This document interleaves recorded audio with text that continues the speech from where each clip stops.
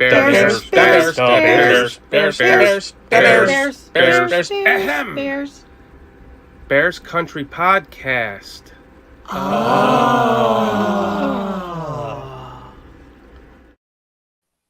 Welcome to Bears Country Podcast. It is Monday night, August 22nd.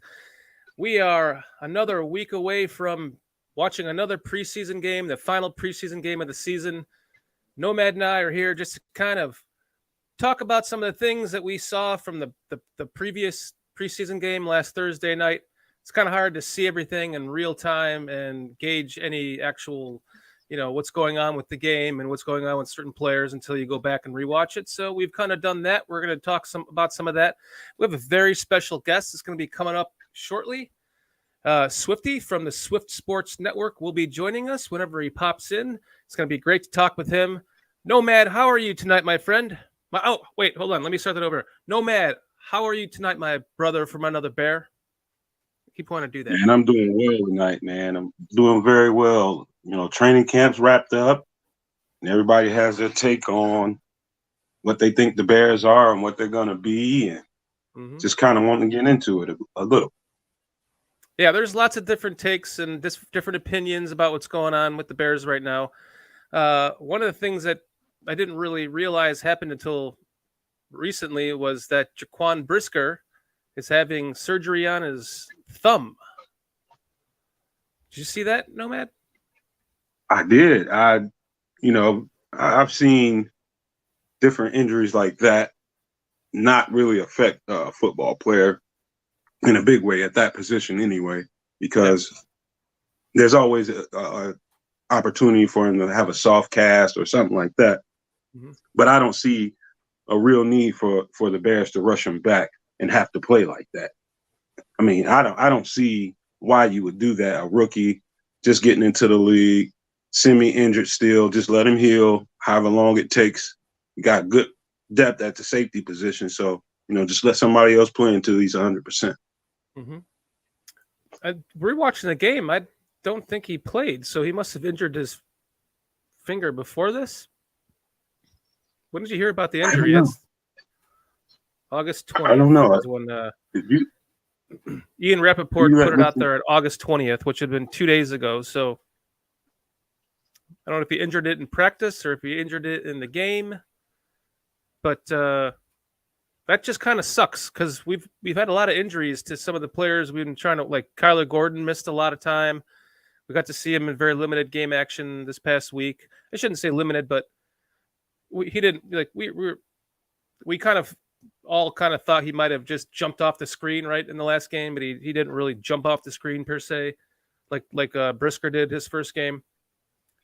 So hopefully it says the timetable has him back by the first game of the season, but who knows what can happen with that. I tend to agree with you. I think it might affect his ball hawking skills, his ability to intercept. He might not get that interception the first game, but he should be okay moving forward.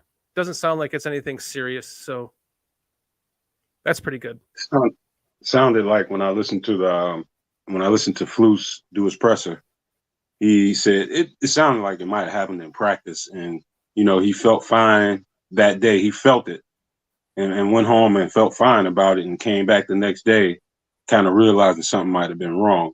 And so, just based on what you already know about Eberflus's emphasis on, ripping that ball out and punching at the ball, you can probably expect, and he's very aggressive, and so you can expect, that's going to happen with some guys every now and again, because he seems, from all the reports coming out of that camp, like the most hyper aggressive at that job of stripping the ball and punching the ball out more than anybody else I've heard in the training year. That's what I've heard too. And that's what it seems like. And I think that's kind of getting all of our expectations up for that during the season, right? So hopefully anytime you have surgery on your hand, you could end up with nerve issues and stuff like that that could affect, your hand over the course of time. He's young enough, so that's the good thing about it. Yeah, let me knock on some wood too. But he's young enough, and you recover from those injuries a hell of a lot better than you do when you're in your mid-40s. Yeah, That's for damn I'm not sure. that worried about it. I'm Yeah. not that worried about it at all. It's just just a casualty of war when you're out there playing with that kind of intensity and that kind of aggressiveness. You'll have a jam finger or something like that every now and again. That's going to happen. Right. So did you get a chance to rewatch the game, Nomad? Probably on my let me see, probably my fourth time watching it. It gets better the more and more you watch it. It does. You know, if you're looking for good things, there's some ugly in there too. Now I don't want to be a homer and act like it was all hunky dory. It wasn't, but there was some really good stuff that happened in that game, and I'm very excited about where I see this team going.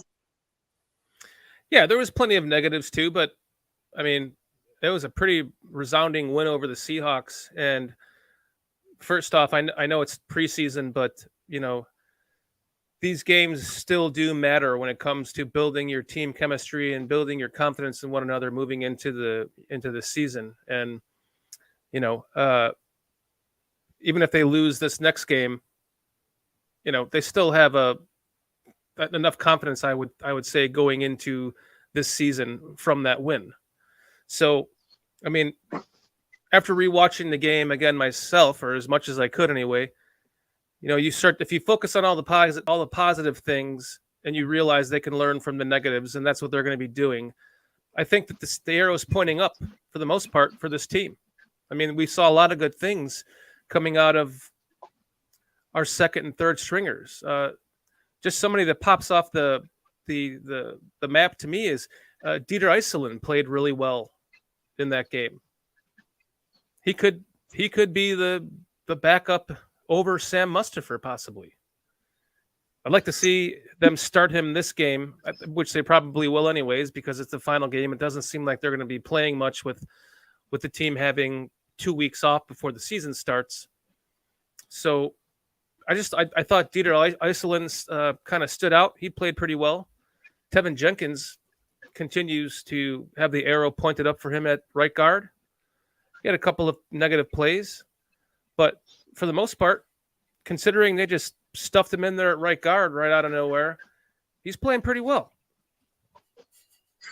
Yeah, Dieter, man, in particular, I just want to, if I could, take my hat off to him because he's been through a whole bunch of, you know, learning and you know, taking his lumps in training camp, and before that, last year, he's new to football, and he's learning the position on the fly. You know, especially at the center position, it's new to him.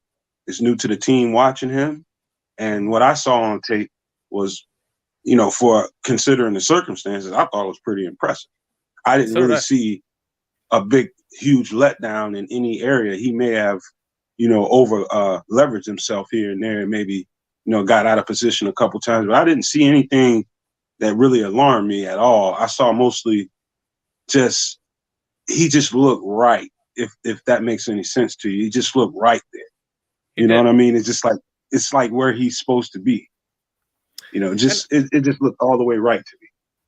And I know a lot of people like to shit on Sam Mustipher, but I don't think he played that bad he wasn't in there very long, but I don't think he played that bad for the time he was in the game. He did fairly well, considering everyone's shitting on Sam Mustipher. Yeah. Yeah, I give him credit where he seems to be improved from last year. You can see his emphasis on trying to keep from being pushed backwards. He looks stronger. I was looking at him, you know, in camp when they just had on shorts, and his upper body seems a lot stronger. In his arms and his chest area, he seems a lot stronger, and he's not fat like he was last year to be able to play the position that they wanted him to play. He's to me, I think Sam Mustipher is a guy that I'd watch my tongue when it comes to him and just wait and see how he develops. Is he a starter in my eyes? Hell no. But I think he can be a qualified backup at either guard or center. I like how you said, watch my tongue on that, because that's true. I mean, he has been playing the kid's got some drive, right? He wants to be good. He's putting the work in. He's getting better. He really is. He had some. Exactly. He's getting his hands. He's getting that lever. He's getting that Olin Kreutz technique down. Getting his, he's a shorter guy like Olin was. He's able to get under the pads and he's holding his ground a little bit better now from the little bit that I've seen of him just in the preseason. And I haven't been. There really isn't that much to shit on, Sam Mustipher wise for the last 2 games from what I've seen. Look, guys, I know y'all. I know how people in the chat feel about Sam Mustipher, man. I know he's not invited to the barbecue. He's not getting a free drink when you go out to the bar. He ain't getting shit. But I think by the time the season ends, I think if he stays healthy and keeps getting an opportunity to get out there every now and again, I think the kind of narrative around Sam Mustipher may change by the end of the year. I see that guy working and he's attacking his weaknesses. Now he's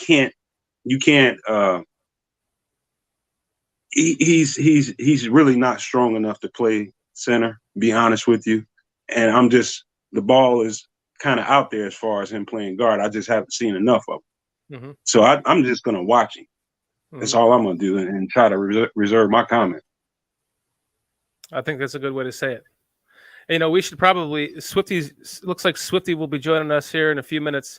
So I guess it's a good time for me just to kind of, because I'm sure he'll have some input on Sam Mustipher and Dieter Iceland as well. So I just kind of want to take a moment right now to just say, fuck Dan Orlovsky. Okay? Just fuck Dan Orlovsky. I don't like anything he has to say on any network he's on or YouTube podcast he's on. I don't give a shit what he has to say. He seems like just a clickbait artist of words, and you put him in announcing a preseason game. Please tell me this is not trying to groom him to take over a major broadcasting position. Can somebody please just tell me that's not going to happen, just to keep myself from exploding over here? Because if Dan Orlovsky is calling Monday Night Football one of these days, that's going to be the death of Monday Night Football to me. The guy is just, I'm sorry, I don't like to sit here and shit on people, but geez, he just, to me, there's nothing he has to say that I want to hear. And then they put him in calling a Bears game. It's oh, thank you so much for putting Dan Orlovsky in this game. That's what I want to hear is Dan Orlovsky shit on my team again and again and again. Let me interpret in short what Swifty's trying to say. I mean, not Swifty, but what Shorty's trying to say. In other words, you're saying, don't let me catch you on the street, Dan. What, do you want me to leave? Should I get the fuck out of here, Nomad? What do you want to do this with Swifty? Yeah, get the fuck out, man. We don't need your ass right now. Get out. No, but you just I'm going to hold the fort at least till he gets here. You just basically said, hey, Dan Orlovsky, don't let me catch your ass on the street. That's basically what you're saying. But no, we're not trying to threaten Dan Orlovsky. I was just kidding. But and to play devil's advocate now I'm just gonna tell you what I observe with these analysts and commentators, what they think and how they come to the conclusions they come to. I think that a lot of them have figured out that our fan base and the people that surrounding the Bears are easily triggered, and they found a lane, and they just constantly being a gnat, just being that gnat that just won't leave your ear and leave your eyes and leave your face, just want to constantly harass you, knowing that they really don't have anything to stand on when they're talking about this shit, but it harasses and bothers you. Mm-hmm. And so they just drive it. Mm-hmm. They figured that out about us. And so that's why I kind of back off of that kind of stuff. I'm like, man, I don't want to hear that shit.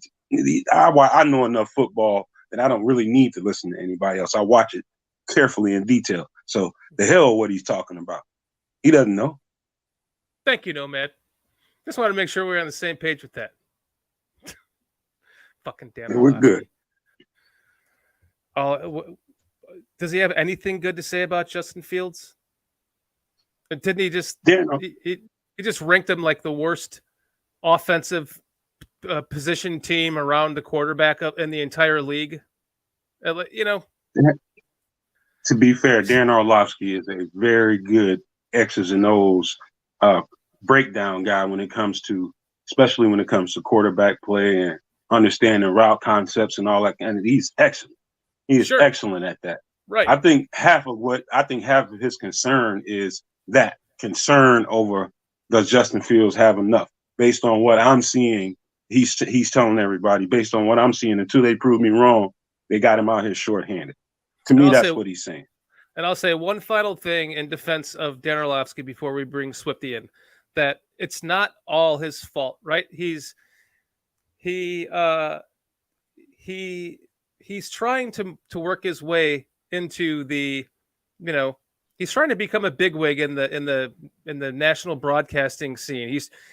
He's only doing what they're telling him to do, right? If they come to him and say, "Hey, we need a story this week. What do you got?" Okay, well, let's just talk about how shitty Justin Fields is. Let's just talk about how shitty the Bears is. It's kind of clickbaitish in a way, because that, like, to what you said, Nomad, as soon as that kind of shit is said and it gets aired and somebody makes a headline out of it, it's gonna just, even if it's negative press, it's still good press, right?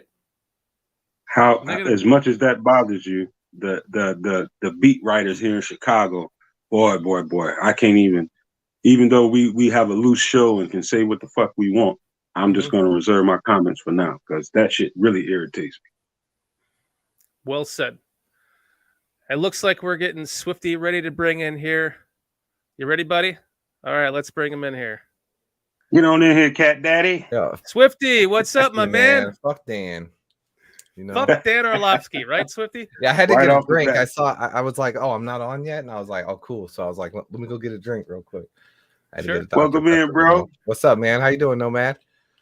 Man, I'm good. Better now that you in here. Oh man, good to talk, man. Earlier, Swifty, he was calling me Swifty. I heard him. I'm like, you want me to fucking get out of here so that you can get the fuck out of here, Dan. Swifty? Like, we're good, bro. No, I'm just kidding, man. I'm just kidding. Nobody wants to hear what I have to say anyway. It's you guys are the man of the hour here. Nah, man. I'm here to talk to you guys, man. I'm here to chop it up with you guys. No. Hold on, Shorty. Let me give him his flowers, man. Now you quickly become like Bears podcast deity, man. You like royalty out here, man.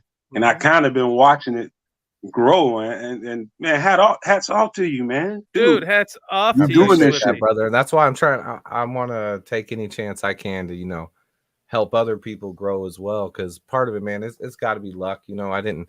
I'm just some dude talking football. Part of it is just, I do watch tape and I don't fall for any of those dumb narratives. But other than that, I mean, I'm just a dude who loves watching Bears football and tries my best to. Part of it, I used to do this anyway, like even before I did YouTube, I've always, like, when we signed somebody, I would get up and watch all 22 tape of them. I've always had a subscription to the Game Pass. And I've always played fantasy football. So, like, I keep up with the NFL, and I always like to stay up on who we sign. And that's why I stopped watching ESPN 10 years ago, because all they do is talk about the Cowboys and the Tom Brady, and that's it. And no, you can't learn anything from them, man. They all just tell you the same stuff. And I see it a lot now this year. They all say we're going to be the worst team and we didn't sign anybody and Fields has no weapons. And I'm just like, you guys are crazy, man. Hey, Swift, you know what? When I found out, I think watching you and Coach T one day, you mentioned that you played football, at least in high school. And I said, from that point on, I said, okay, at least he has a foundation from where he speaks from. I respect that. What did you play in high school, Swifty? I played a little bit of quarterback and safety, man. Nice. Good for you. We didn't pass the ball much, though. We small high school. I mean, we just basically handed it off. So I didn't get to showcase my talent. A little bit. We kind of just I formation, just handed off. We had this big running back who actually got a scholarship. Probably the only kid at our whole college. His name was Sam Moore. I don't know if he ever went on to do anything or not, but I know he actually got a scholarship and went and played somewhere. But that was the only guy from our team. Yeah, I played a little bit. I played wide receiver in high school and a little bit of linebacker until I completely missed a call to the left, and we had a a running back run to the left side all the way down the sideline for a touchdown because I missed the call. And that was my last day of playing linebacker. It was on you? Yeah, it was 100% on me. It was Laura, blood. Right? You know those calls, left, or right? And I got out there and I was just like, I was starstruck because it was like the first time I had been out there playing linebacker. Dang, that was your first time, and you got that one play. My fucking first time, I got kicked. I got him out of man. here, buddy. Like, take him out. He's gone. All I had to do was say Laura. It would have been a run to the left. I would have got it. We would have got him. And we were undefeated for like 3 years, like our freshman and sophomore and junior years. We were undefeated. So it's not like I had anything. It's like we lost the game because of me. Jeez. Dang. If you're out there watching, Coach, you should have put me back in. I would have learned from it. Yeah, you're like, I needed to come back. I needed my chance for redemption after that. Yeah. You know what, Swift? I've been meaning to ask you. Did you get out to any practices this year? Just one this year. Were they in pads or non-pad? Yeah, they were. It was a padded practice. I've gotten reports every day from all of them, though. I know a couple people who live in Bourbonnais, so like, you know, they send me detailed reports pretty much daily. Nice. I live very close to Bourbonnais. Do you? Yep. Yeah. I was there 22 years in a row when we training camp was there. I missed Bourbonnais training camps. Those were the days. This Hallis Hall stuff's for the birds. How about Platteville? Have you been to Platteville? No, where's Platteville?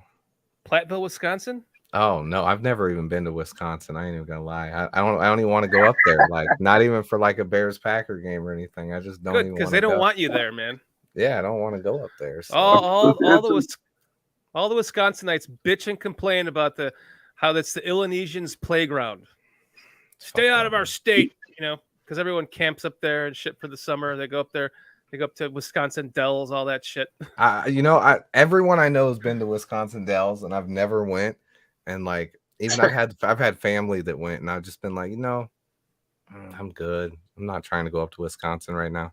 But I should probably go some point. I've been down to like, where's it? What's that place in Missouri? The Ozarks. I've been down the Ozarks like multiple times. Like, it's cool. I can't wait to do that. I want to go down there.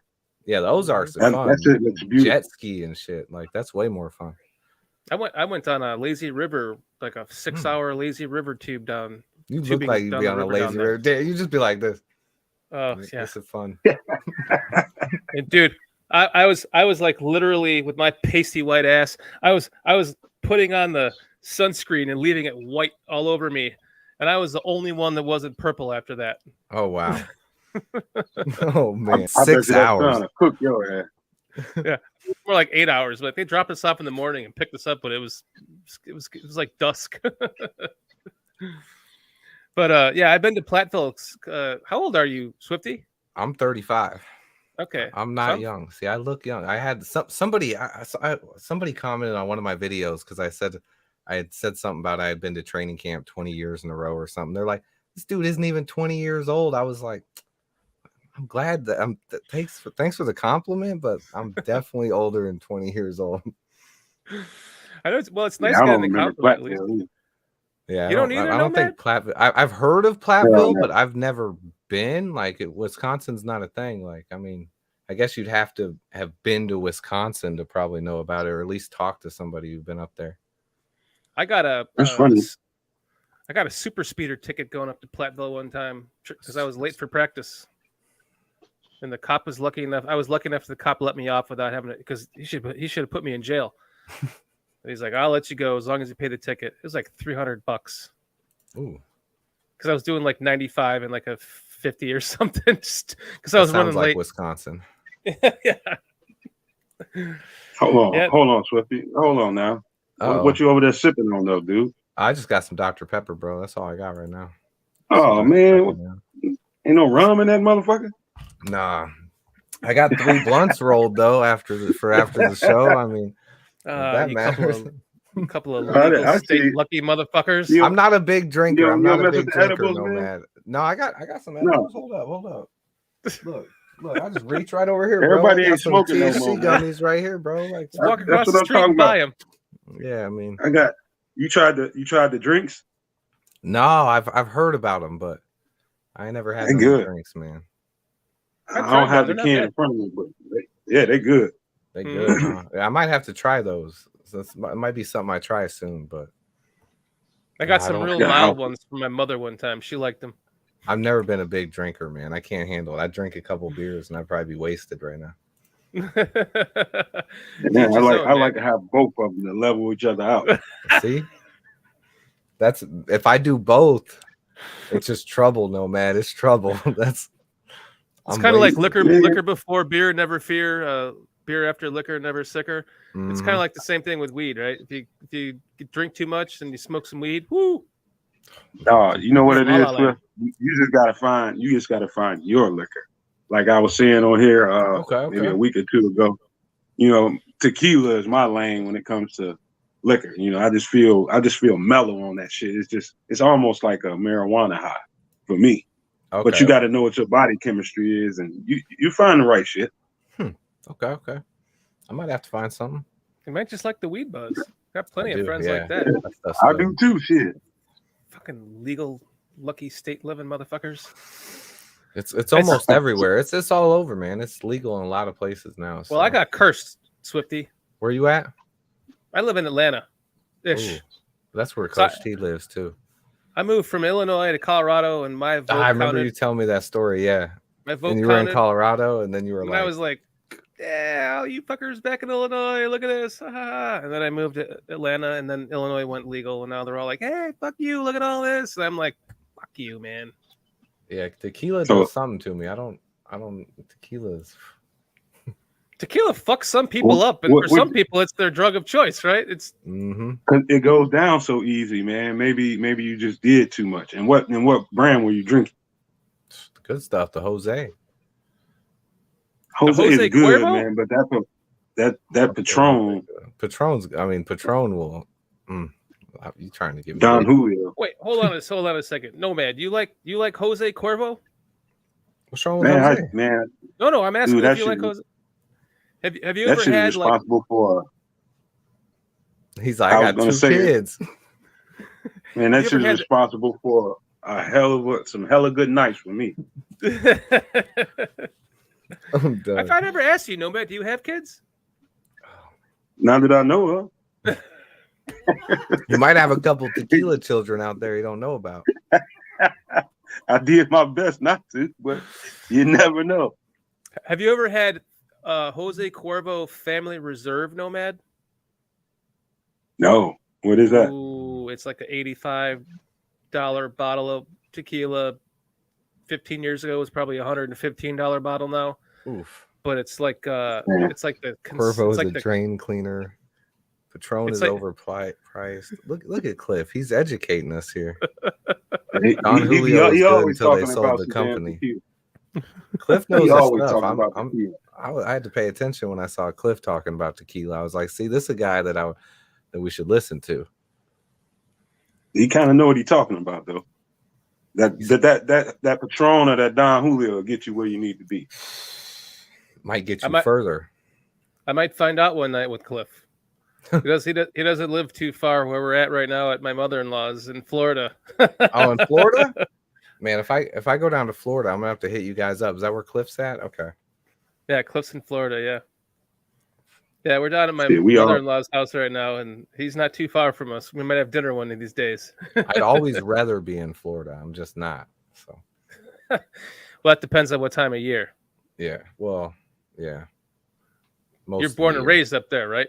I don't think you would enjoy the hot, humid I was Florida as born in summer down LA, here. but I've lived in Illinois, Central Illinois, or Kankakee area most of my life. Since Okay. then. Oh, Since I was so about that- 2 years old. Yeah, I was only in LA till I was 2. So You have a it little wasn't more mild Well, weather there. Swift, we neighbors, man. yeah, We neighbors, bro. we're That's about all I'm gonna tell about myself. Oh, okay. Yeah, that's right. Nomad keeps that's right. Low key, we on air too, so I ain't gonna ask you nothing. Don't worry. Hey, what's your address, Nomad? Yeah, hold on. Let me Nomad? type it Can we in. get that social, bro? We trying to. APB out on my ass. We're trying to put an AP Let me out get on Nomad. Hey, let me get a couple questions in with Swift, man. I got a handful. I know Okay. you got. All right. I'm not gonna hit you with nothing that's gonna catch you off guard. It's gonna be right up your alley. You could try, man. I mean, even when I'm No. We ain't get you I'm on here always for that, prepared. man. you're gonna hit home runs. Watch this. Okay. Like when you went out there, when you was out at the camp, give me. It doesn't. I'm not talking about a particular player. I'm talking about what you saw overall. What was the one thing that stood out for you at this training camp from like previous years? Just whatever stood out and just like, whoa, this is different. The hustle. Yeah, how hard they were practicing. Like it's clear and it's something you could see. Like it's something that we haven't been doing. I might have saw a little bit of it back like 2005, 2006 when Mike Brown was out there. Mike Brown was working the defense as hard as Lovie Smith was. And I think that's something that Lovie would have him do. He'd be like, hey, get on these people. Mike Brown would be out there sweating his ass off, yelling at rookies, yelling at him he sees someone taking a play off. He'd run out on the field as they're missing the play, yelling at him. You see Mike Brown do stuff like that all the time, but that's the biggest thing I took away from this year is guys are hustling all the time. Like they're working hard. And that defense also similar to back in those Lovey days, you know, the guys are flying to the ball. So it's a couple things that kind of go hand in hand there with our defense, especially as Bears fans, because we remember those Lovey days fondly. Intensity level from 0 to 10. We were probably at the same practice together at some point, Swifty. Probably, man. I was at so many of those training camp practices. So was I. Yeah. I love them. They moved to Bourbonnais because it was a lot easier to get to. Yeah, I was always there in Bourbonnais, man. Every year I'd get a T-shirt too. I got a Bourbonnais T-shirt from like 15 years in a row. Nice. And then I was like, why do I buy these every year? I don't know. You know what? Him saying that is interesting to me, man, because I went to a couple of Lovey camps out over here in Bourbonnais, and that shit was pretty intense, man. Oh, back in the Lovey days, like that's when like fans would like almost, there was one time where they broke the fence down trying to get autographs. Tommy Harris was out there like hyping people up. He was like doing his little trying to get whichever side chanted louder. He would go to that side, and like this big old guy was on the fence. He wasn't even chanting Tommy either. He was going, Tony, and he breaks the fence down. It's like, you know, one of those like old shirtless crazy Bear fans. It was one of those guys. He breaks the whole fence down. We got security running out and stuff. But yeah, those camps back then were wild. That was before COVID and all that, you know. Oh God, yeah. It was that camp was. I went out there at least. I was pretty much out there for a whole camp that year. They got Devin Hester, and that atmosphere was so fan friendly, man. It was just crazy. And that's the year we went to the Super Bowl too, and it was even the year after that. That's when it got really crazy. I think that's the year the fence was broke. Like it's after we went to Super Bowl. The year before, even though we had a good team and we ended up going to the Super Bowl, like there wasn't all that hype. The next year, like all of a sudden, all these people you've never seen at camp, instead of there being 1,000 people there's like 8,000 people, and you're like, holy shit. Yeah, like, it became impossible. Like I ain't even trying to get an autograph no more. Like we're just gonna watch practice, and then we're going to Portillo's or Bozo's. Like we're out. You think that might have anything to do with why they moved out of Bourbonnais? Just how many people came? I don't know. Maybe. I don't think so. I think it was just COVID is what actually happened that caused them to do it. But why they're still in Hallis Hall and haven't went back, I don't know yet. I think it's just easier because they're already there, you know, like instead of packing up and going on like a mini vacation an hour and a half away, you're like right here. Like logistics. I thought about that a lot too. I kind of came to the conclusion, I think that they planned on moving to Hallis Hall. That's why they invested all that into the facilities so that they could. That's one thing is their facilities there right now are before they didn't have it, but now it's like, okay, they even have better facilities at Hallis Hall now than they do at Bourbonnais. So it's like, then COVID might have pushed it into fruition faster, but I think it might have been the goal overall. Because I understand the trying to get everyone away from, you want to get everyone away from your family and friends and just focus on football kind of a thing. So that's why they always traveled for training camp. So maybe I'm wrong. It just seemed to me like with all the amount of money that they put in. It seems like a good idea. I mean, they definitely did it during COVID, and they put a lot of money into that facility. So I would I love to go there and see it now. got another quick one in that Mhm. in that realm of what I just asked you before about the camp. If you could, and if you did you see what was the area of the team, no matter what side of the ball, that you identified as a weakness, if you did? Like as far as depth or starters or just overall? Depth. You can start there. The depth, I would probably at camp, I would say I thought it was linebackers. I think DeMarquise Gates has really stepped up in preseason, and we signed him after I was at camp. So we might have solved that a little bit. I think recently it's with all the injuries and stuff, it's going to be wide receiver, but those are really the two main areas of concern for me would be depth at linebacker and then one of our wide receivers stepping up. I still think it's going to happen, though. I'm not too worried about the offensive line anymore. I'm cautiously optimistic. Our front five is kind of set, so I'm pretty happy there. From a distance, I keep 3-tech keeps shining a bulb in my head. I know I don't know how much attention you paid to it, but on paper and what I've seen so far, I'm not sure about that spot.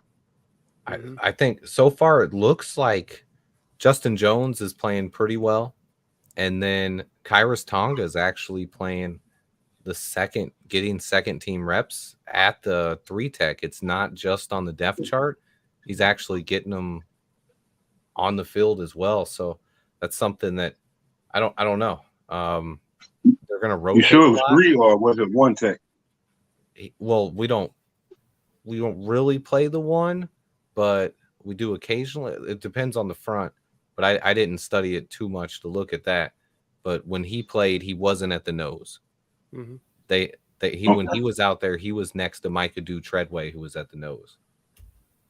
Okay. They kind of did that a little bit in the last game too. They put Tonga at 3. And or am I wrong? They're gonna rotate. They were swapping them left and right. Things they're gonna rotate a lot. Right. They kind of want to swap them around, bring them in waves. Mm-hmm. But Justin Jones so far has looked pretty good, in my opinion, in limited reps. But then our back, what's kind of those guys that look good, Trayvon Coley, yeah. I'm alarmed. I haven't seen Mario Edwards out there. I haven't. That's kind of worrying. Well, he's been a defensive end, and that's the thing.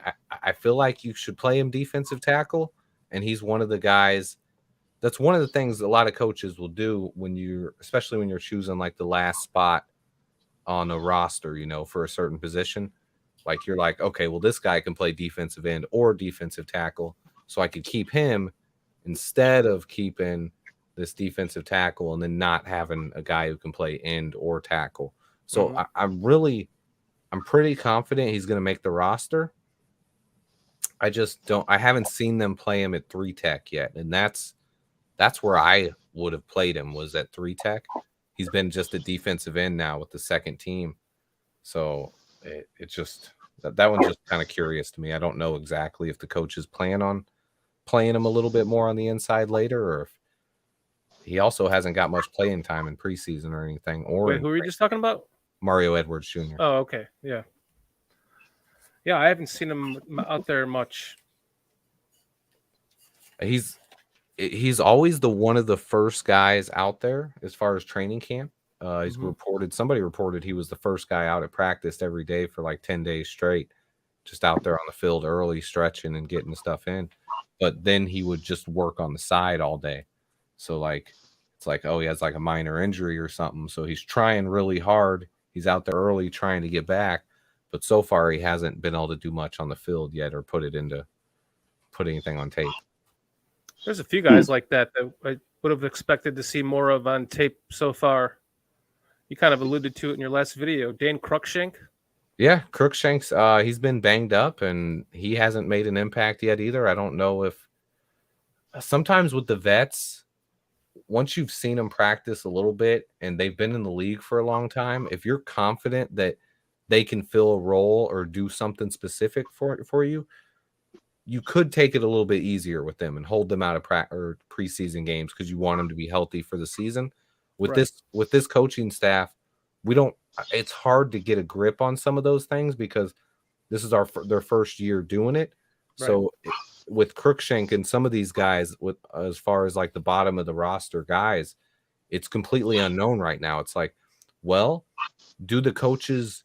Because when I watched the film of Cruikshank, I saw a guy who can cover tight ends and who can play special teams and be a backup safety and provide some value. But if the coaches could either be like, hey, he can do this, we're confident he can do this, we just got to get him healthy, or they could be like, guy hasn't been on the field, this guy has, we like Jonathan Alexander better, or we like maybe we go with the cornerback like Lamar Jackson or Duke Shelley, like someone else that has impressed the coaching staff.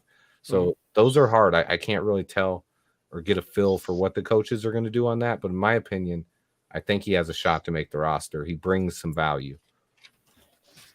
You know what, Swift? I was thinking. I'm sorry, Short. You got something? No, go ahead. I was going to say. You wanted me to leave anyway, Nomad. So I'm just here to like listen to you guys talk. Come on, man! Don't do me like that, dude. No, I did call you Nando one time, so I guess you owe me. Huh? I said I did. I saw Nomad look at me in that camera, and he was like, "Hey, Dan, get the fuck out of here!" And I was like, "Damn, Nomad." No, I have a friend named Nando, and I did call Nomad Nando one time, so you get a pass. It's like talking to the homie, man, talking to Swift, man, because we all kind of see football kind of the same. We see the Bears in the same way, but I was gonna run this by you. I've been doing some extra homework on Blackson. Okay. And if I had to pick a guy on that defense that I thought that was gonna have an extraordinary year, and you got to remember, he was down in three fronts last year, and he never knew when he was gonna have to get up, fall back in the coverage, and all that kind of shit. True. He's down there in the forefront with his finger in the dirt, going full steam ahead. He was effective doing that when they put him in the game in the 3-4. I think if he stays healthy, knock on wood, I think he's gonna have a breakout season. He's good, and he looks like he's one of the things I've seen not only in camp, but he's also done in the preseason, is when he doesn't get a rush, he has a large wingspan and he will get his hands up, and if he'll at least affect the throwing angle the quarterback has to do, he's not going to deflect the pass every time, but he will make quarterback's not going to throw the ball right over him. Like he's gonna affect that throwing lane, and that's something that's very underrated. But I like him. He's actually the guy that a lot of people, no one's talked about, but the reason why Kairos Tonga was listed as the second team on the depth chart is because Angelo Blackson's the guy out there getting the first team reps. So he's obviously showing the coaches something. He's very disruptive, man. And the more I watch him, and the more I realize he's bigger than I thought he was. I thought the guy was like 6'2", 6'3". He's just way bigger. He's like more like 6'4", 6'5". Yeah, that dude's a lot bigger than he looked. Yeah, I agree with you on that, Nomad. I thought he was smaller. I thought he was like 6'2", 6'1". Yeah. But I was intrigued to see what he would do at a 3 technique this season, and he's looked good. He looks good. Yeah, I like him. I like him inside, and I think could have a big season. He's a guy who, a lot of times, I think he's just going to take on double teams, and he won't impact the box score a lot. But I think we will see him deflect passes and probably even force some fumbles or come away with a couple sacks this year. Mm-hmm. Yeah, I see him getting 8-9 sacks this year. Ooh, 8-9? I'm not bullshitting. If he has 8-9 or sacks, our defense is going to be good, like real good. Man, I'm telling you, dude, I like your optimism, Nomad. Telling you, man, that I think when I look at the 3 tech position and who's the most disruptive out there, even off of everything I've seen on tape with Justin, what's his name, Justin Jones. Yeah, I think between Blackson and Edwards, those are far more disruptive football players. Those 2 guys right there. Okay. And both of them can play that spot to me. I mean, I don't know what they're thinking about with Mario Edwards, but I damn sure wouldn't hesitate to give him a shot down there at the 3. Me either. Not at all. Yeah, I don't see why he hasn't yet. I mean, I think it's something they should do, but so far they just haven't done it yet. We'll see. Well, it could be like you were saying, like a Riley Reef situation where they know what they have in him there. Let's just look at the other guys, right? Yep. Very possible, yeah. And they do have some young guys at defensive tackle like Lakel London and Micah Do Treadway, who they've been giving reps to. So I like Do Treadway. I got one more for him about the this camp question, and I just wrote down for you. What do you, just based off of everything that you saw with your eyes, what do you think the level of buy-in across the whole team was from 0 to 10? I would say 9 or 10. It looks good. Everyone looks like they're hustling out there, and I didn't see anyone loafing. I watched all 4 quarters of the preseason game multiple times, and shoot, last few years, I mean, it's hard to get through it without even seeing starters like Eddie Jackson and guys take plays off. Even sometimes the pass rushers or Allen Robinson on offense, like he did it during the regular season. Like seeing guys hustle to the whistle, the entire defense and offense on plays, like that's impressive to me. Like I've been very impressed with that so far. Nomad and I have been talking about that for a while. Yeah, the intensity that this coaching staff is bringing to the team. Yeah, how much of a difference, how much of an impact do you think that makes on a team, that level of buy-in? I think it's going to make an extreme difference. I think, and that's one thing that nobody in the national media or like even beat reporters talk about much is the impact you get from the offensive coach, the coaching staff in general, and the schemes that are in place. And then having coaches get the most out of their players. It's something that we haven't had happen the entire, in like, I don't know, 10, 15 years at least. Like we haven't had a coach. Lovey was able to do that.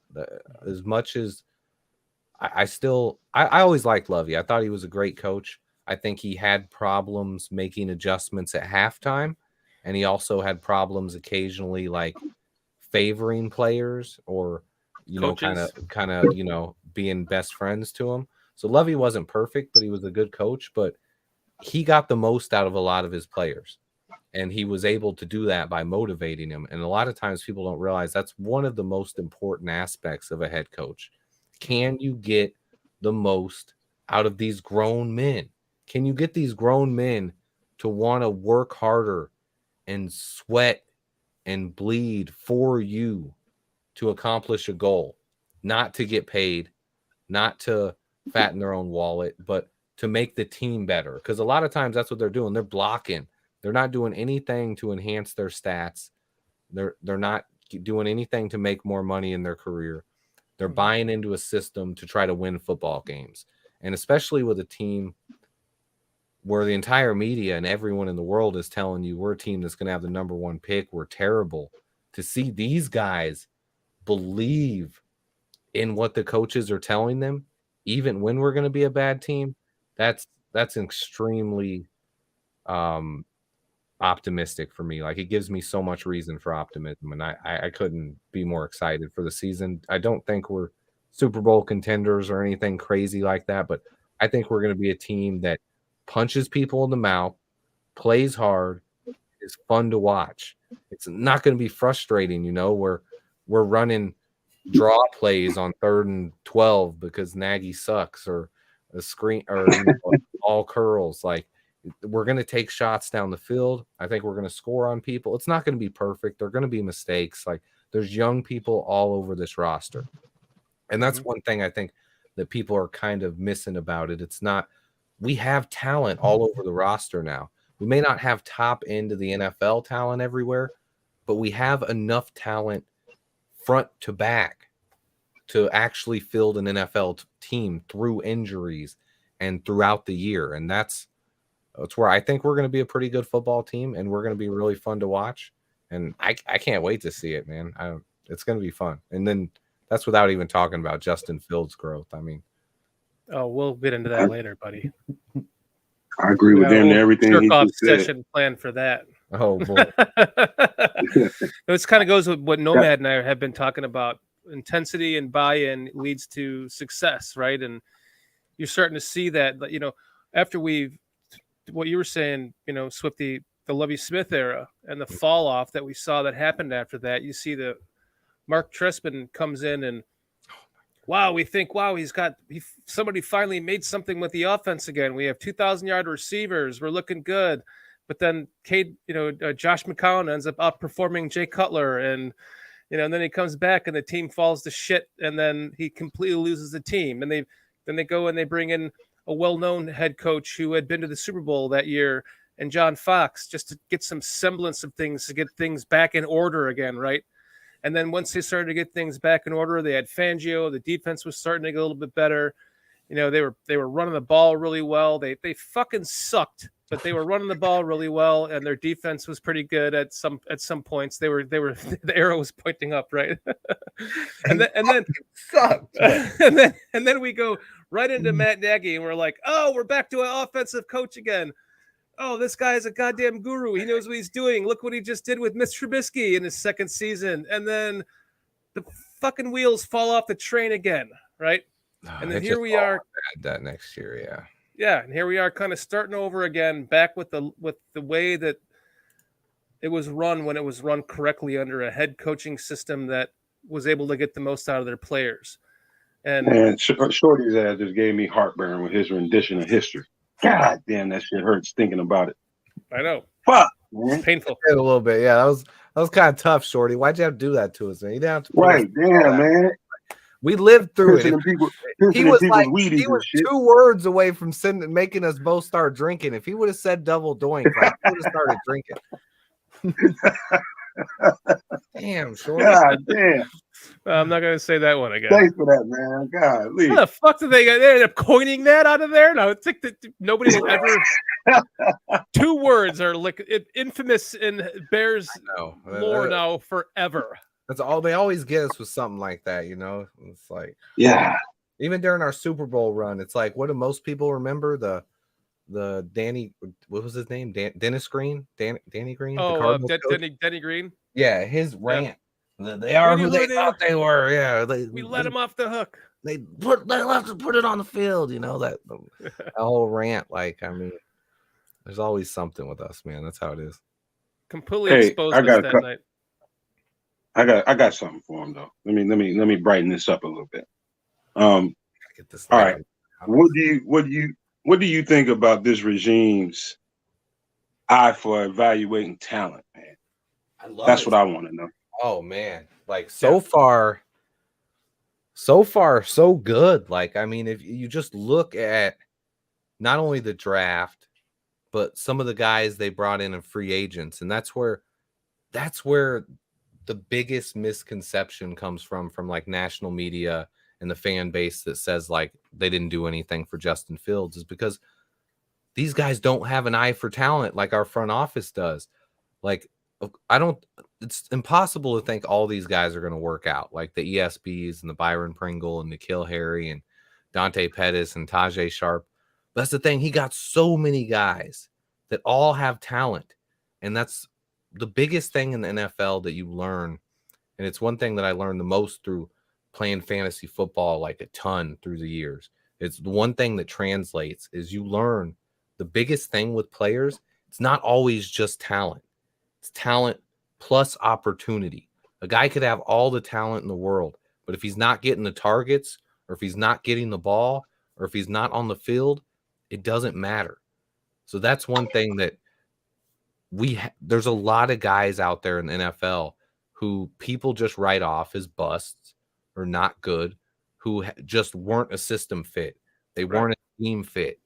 They, for whatever reason, got in that coach's doghouse. Or they were, with some of these guys, maybe they were a little immature, They get drafted at 19 years old. Everything hits them in the face. They're in the NFL. They go from being the man their whole life, the man on campus and in high school and college and everywhere, and people saying, oh, you're going to the NFL.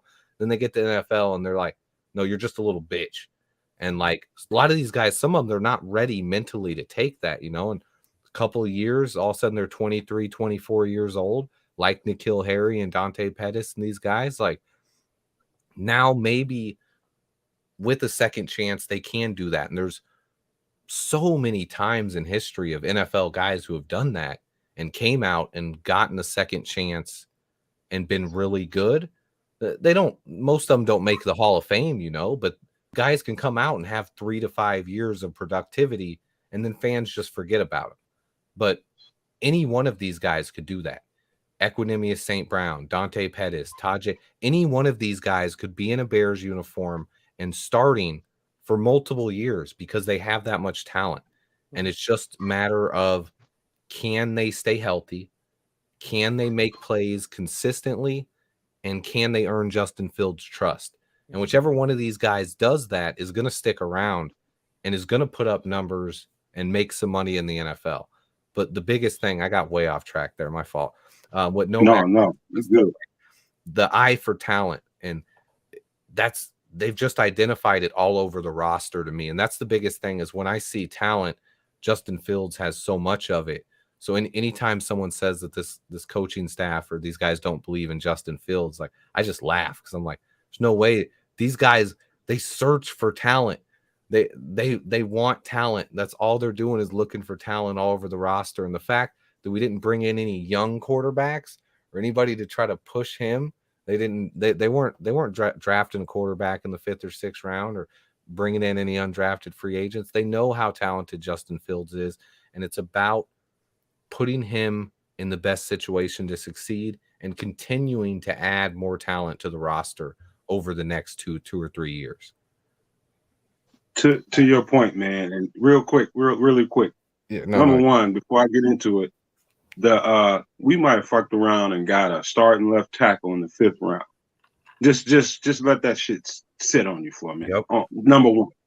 Number two, if you watch enough Green Bay games going back the last couple of years with EQ St. Brown out there, I was in the chat one time talking about him, and I mentioned that you almost felt sorry for EQ watching him play out there, because he's just it's not like he didn't have the ability to go out there and play. He almost had the, like somebody said that he's just out there setting picks for Devontae Adams. And Yep. I'm like, yeah, a whole lot of that. And then on top of that, I think, run like, blocking, what did you do, man? Did you smash Aaron Rodgers' mother or something? What the fuck happened, man? Something ain't right. There's a couple Because he of just wouldn't even look situations his like way. that. And that's a N'Keal Harry. You can kind of, it's a similar thing. And there was even stories that his rookie year, a lot of times, and this is a parallel there, when you have a quarterback like Aaron Rodgers or Tom Brady, those guys are the men, right? And if they don't like throwing you the ball, even if you get on the field, even if you bust your ass, and the coaches are like, yo, I love this kid, he's starting. And even Brady and Rodgers, like, I don't like him, and the coach is going to disagree with him. I want this kid on the field. The quarterback still has to throw him the ball physically.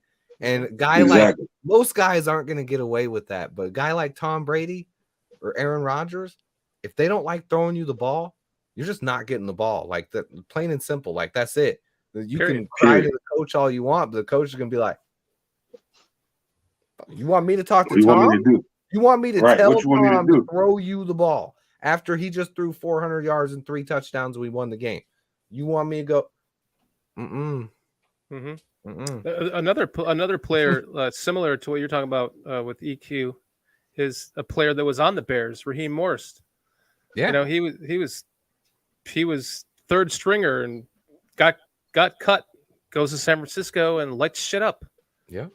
You change the system, you change the scheme, you change the coaching staff, you get to a new team. Next thing you know, the window's been open. Did it last year in Atlanta too. Like, I mean, yeah, it was Poles who tried to, or not Poles, Ryan Pace, who tried to put him in that halfback role and get him as a outside zone runner who runs who takes the ball out the corner and catches the ball out the backfield, because he was a wide receiver initially, and we switched him to that. I think New England did initially, but he didn't do much there. And then Pace brought him in, and then Nagy didn't use him right. Nagy would just hand him the ball on sweeps, Poles is like, our pace is like, man, come on. But it happens all the time. Guys will go elsewhere and produce because they have better talent around them, or coaches that realize, hey, this is what this guy's good at. Why am I going to try to make him do this when he's good at this? I'll just have him do this and I'll get somebody else to do this. And that's one of the things I think Getsy gets. And that's why we have different wide receivers. Like he has the bigger guys like the ESB and the N'Keal Harry. And then you have the quicker slot guys like the Dante Pettis and the Tajay Sharp and the Daz Newsome. But they have different body types, chess different pieces. receivers, yeah. And he'll use them in different roles. Like Velus Jones isn't going to be used the same way as Darnell Mooney is. N'Keal Harry is not going to be used the same as Velus either. They're just different roles for each guy, and put them in position where they're gonna excel. And ESB, hey, he might be blocking a lot. Like based on these preseason games, like I think he is going to get the ball, but hey, maybe that's something Getsy realized. Like, hey, when we had you over there, you set great picks for Devontae Adams. Can you do that for Darnell Mooney too? Like, hey, I know. No, they ain't gonna do it. They ain't gonna do it like this. No, man, they can't do it like that. He doesn't have a catch yet in 2 preseason games, man. I'm worried. Yeah, but then boom, they'll hit him deep. In practice, they can't let it play out like that. Man. Yeah, that's bullshit that was happening in Green Bay, man. That was just foul. I actually think he's gonna get some action this year. I think he's a sleeper guy that catch about 40, 45 balls, but I haven't seen it in preseason yet, and that's I'm like maybe they just really like his blocking and they're waiting for N'Keal Harry to get back. I don't know. Yeah, but if they're showing you that in preseason, we have a problem, right? I feel like he should have made a catch at least, like just one. I think just a little 10-yard. I think this team. I'm gonna go out there on a limb and I'm gonna say this. And I'm gonna make a real bold statement, and this is for now, and this is for years to come. I think we have absolutely elite talent evaluators. I'm talking about from the GM all the way down to the coaches and the assistants and all those guys, man. I think they all get together and they go over a film and they find guys that fit the philosophy that we're trying to put out there on the table, man. And they all fit in the meal that we're cooking. I'm telling you, right man, now we're good for a long time. We don't know who exactly it is. Poles is obviously at the top, and he gets a lot of the credit.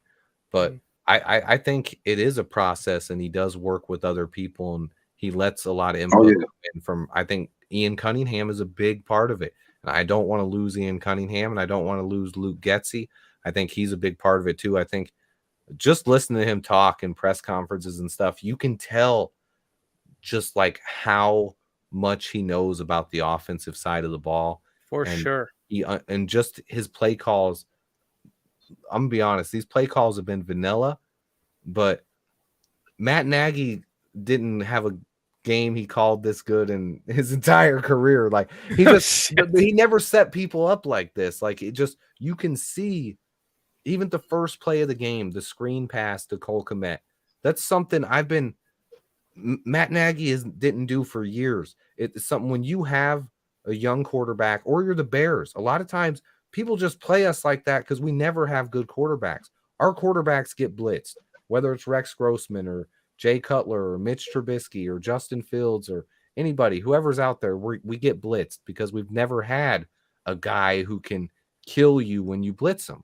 So some teams just, hey, this is a playbook we've had on the Bears since 1995. We'll just keep running it. It works, But we always get blitzed, and that's something. It's an easy way to beat a blitz on the first play of the game. Quick little dump over to the tight end, or you could do it to the running back out of the backfield. Nagy would Tom Brady does it all the time. He calls screens on 3rd and 9. Like, this is not the time to call a screen. Like, the defense is guarding the line now. Like, the first down, they're trying to kill you. Like Nagy would call a screen at the fucking 7-yard line, man. He didn't give a shit. Exactly, and that's the thing is he just never understood it. There was something he had flashes, like he showed you flashes that he understood some things, or he'd have a play call every now and then that would be, oh look, oh this play call is beautiful, like that one we ran, and then the next week Sean Payton's like, I like that. I'm going to steal that and use that against you. in the playoffs, and or use it the next week. That play you used to almost get a touchdown on us, but you couldn't execute, we're going to use that next week and actually score.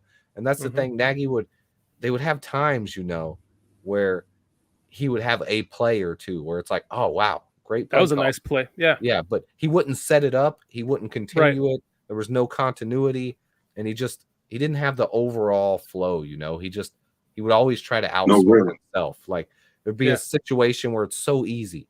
All you got to do is run the ball. It's 3rd and 1. Demo's averaging 5 yards a carry this game. He's easily going to get this 1 yard. I form it and just pound it down their fucking What's he throat. going to do?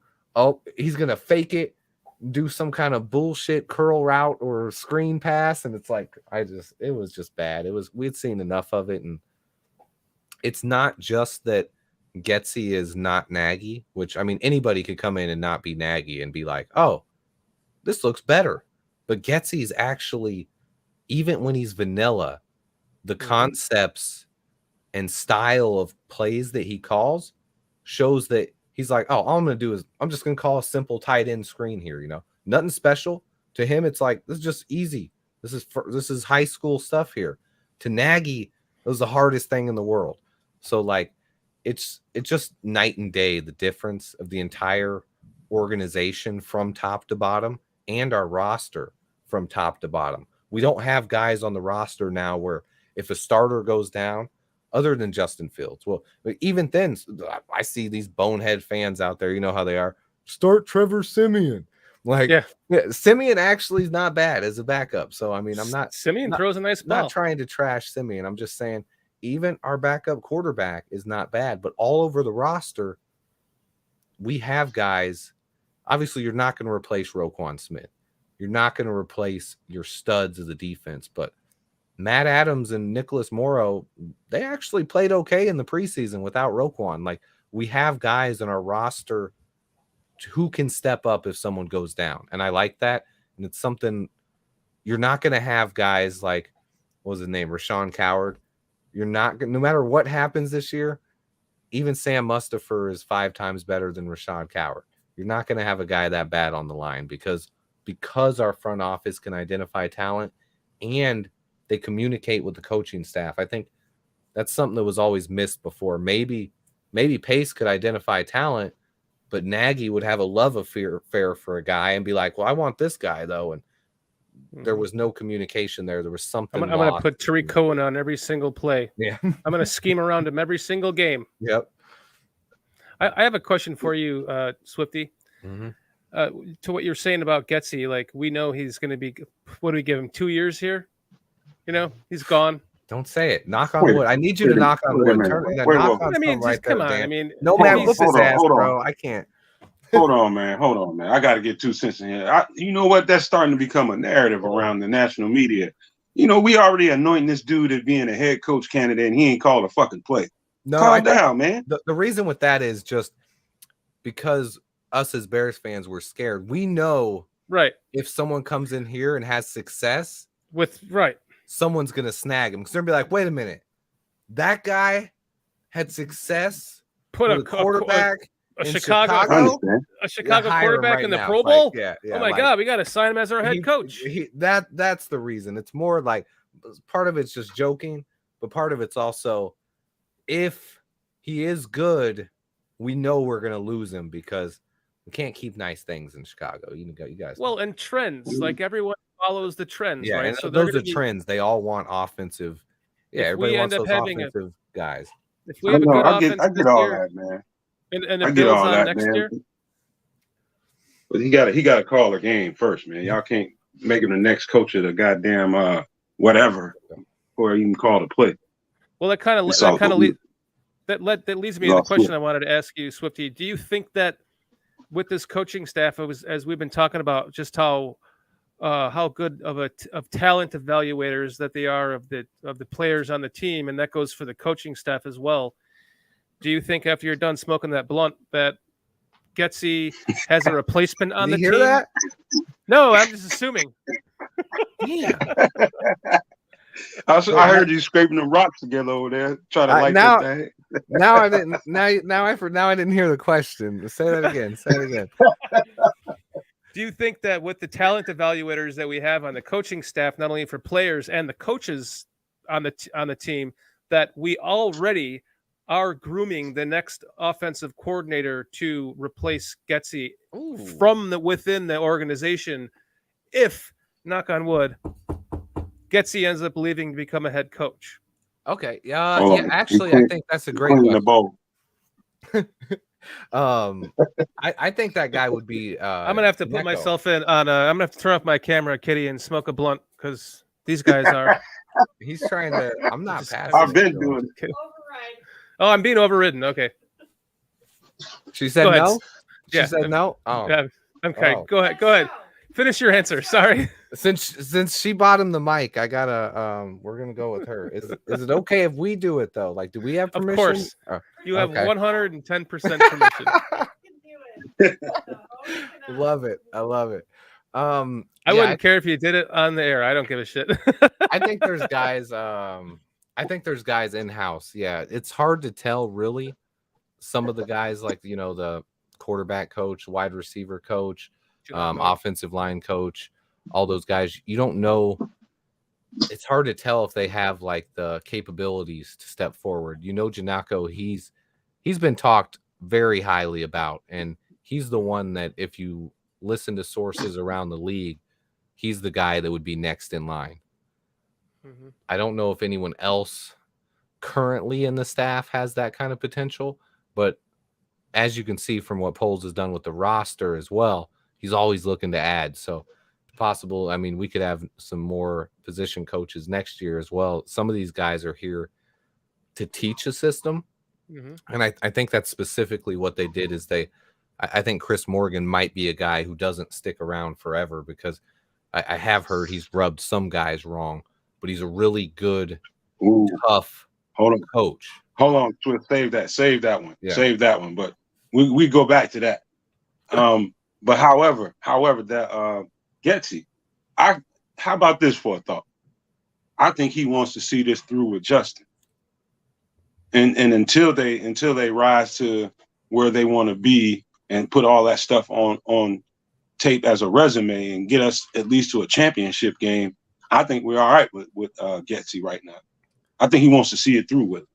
I mean, Nomad, that's some great like hopeful thinking, but if someone offers the man a head coaching job, he's not gonna be like, nah, I want to see this thing out with Justin Fields. He'd be like, what if they gave him a raise?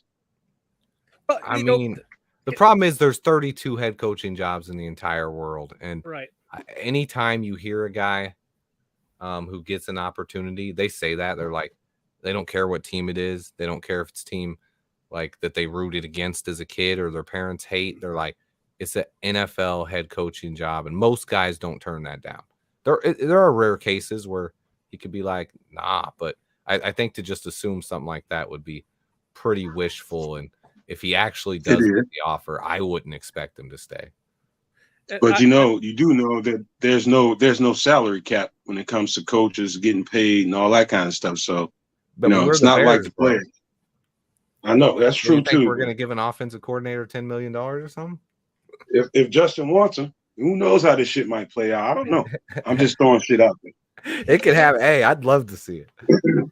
Here's a thing that bothers the hell out of me when the new coaching searches start at the end of the season, right? Okay. Teams always start to gravitate to a team that did well the previous season, right? So you're seeing Brian Daboll go from being the guy who developed Josh Allen to now getting a head coach with the Giants to develop Daniel Jones, right? So when we start getting into this territory where you have an offensive coordinator, I'm going to bring up an example, Eric Bieniemy, who's not even calling plays really because Andy Reid is. He's just the offensive coordinator position with a clearly future Hall of Fame quarterback on the team. And then everyone's bitching and moaning that Eric Bieniemy didn't get a head coaching interview. Well, to me, it has nothing to do with color. It has to do with the fact that he's a fucking offensive coordinator that doesn't call plays on a team that has a Hall of Fame quarterback that won a Super Bowl. Of course, he's Good point. he's gonna be a good offensive coordinator, quote unquote, right? And so you see that's where you're starting to see all of these head coaches come from the offensive side are offensive coordinators that usually, in most cases, their team performed well with an excellent, if not Hall of Fame quarterback. And so if we just end up losing, again, Luke Getsy to a head coaching job in 2 years because Justin Fields wins the MVP next season, per se, right? Is this an actual? Does this actually would that actually make sense? Then would it be like one of the first cases where somebody actually did develop the quarterback and make that quarterback a Hall of Fame or an MVP candidate? Let me throw a little controversy in here for everybody, and this would be the first time we kind of pushed each other a little bit. But ask a person of color what they might think of that scenario you just played out when you threw up Eric Bieniemy. There's a lot of players, a lot of coaches of color out there that haven't even got a sniff at a head coaching job. And this guy hasn't even called a play, and everybody wants to, fast track him to a head coaching job. Yes, I know the trend. I know everybody's out there looking for that offensive coordinator. I understand all that.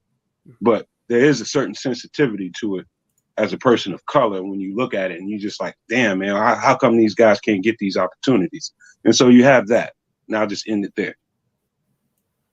But if let's just say Eric Bieniemy was the offensive coordinator of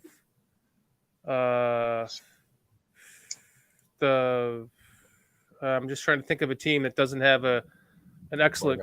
If he was offensive coordinator of the Titans, okay, right, and they got the best out of Ryan Tannehill, and they went to the playoffs 2 or 3 years in a row. To me, that's what warrants him the head coaching interview, right? Yeah, it's like the Bills with Brian DeBall. When you take a guy who hasn't done it and then you make him into a star, not when a guy is a star and then you take over the job. And I'm not shitting on Eric Bieniemy. I'm saying like Eric Bieniemy was, as far as I'm concerned, that's Matt Nagy.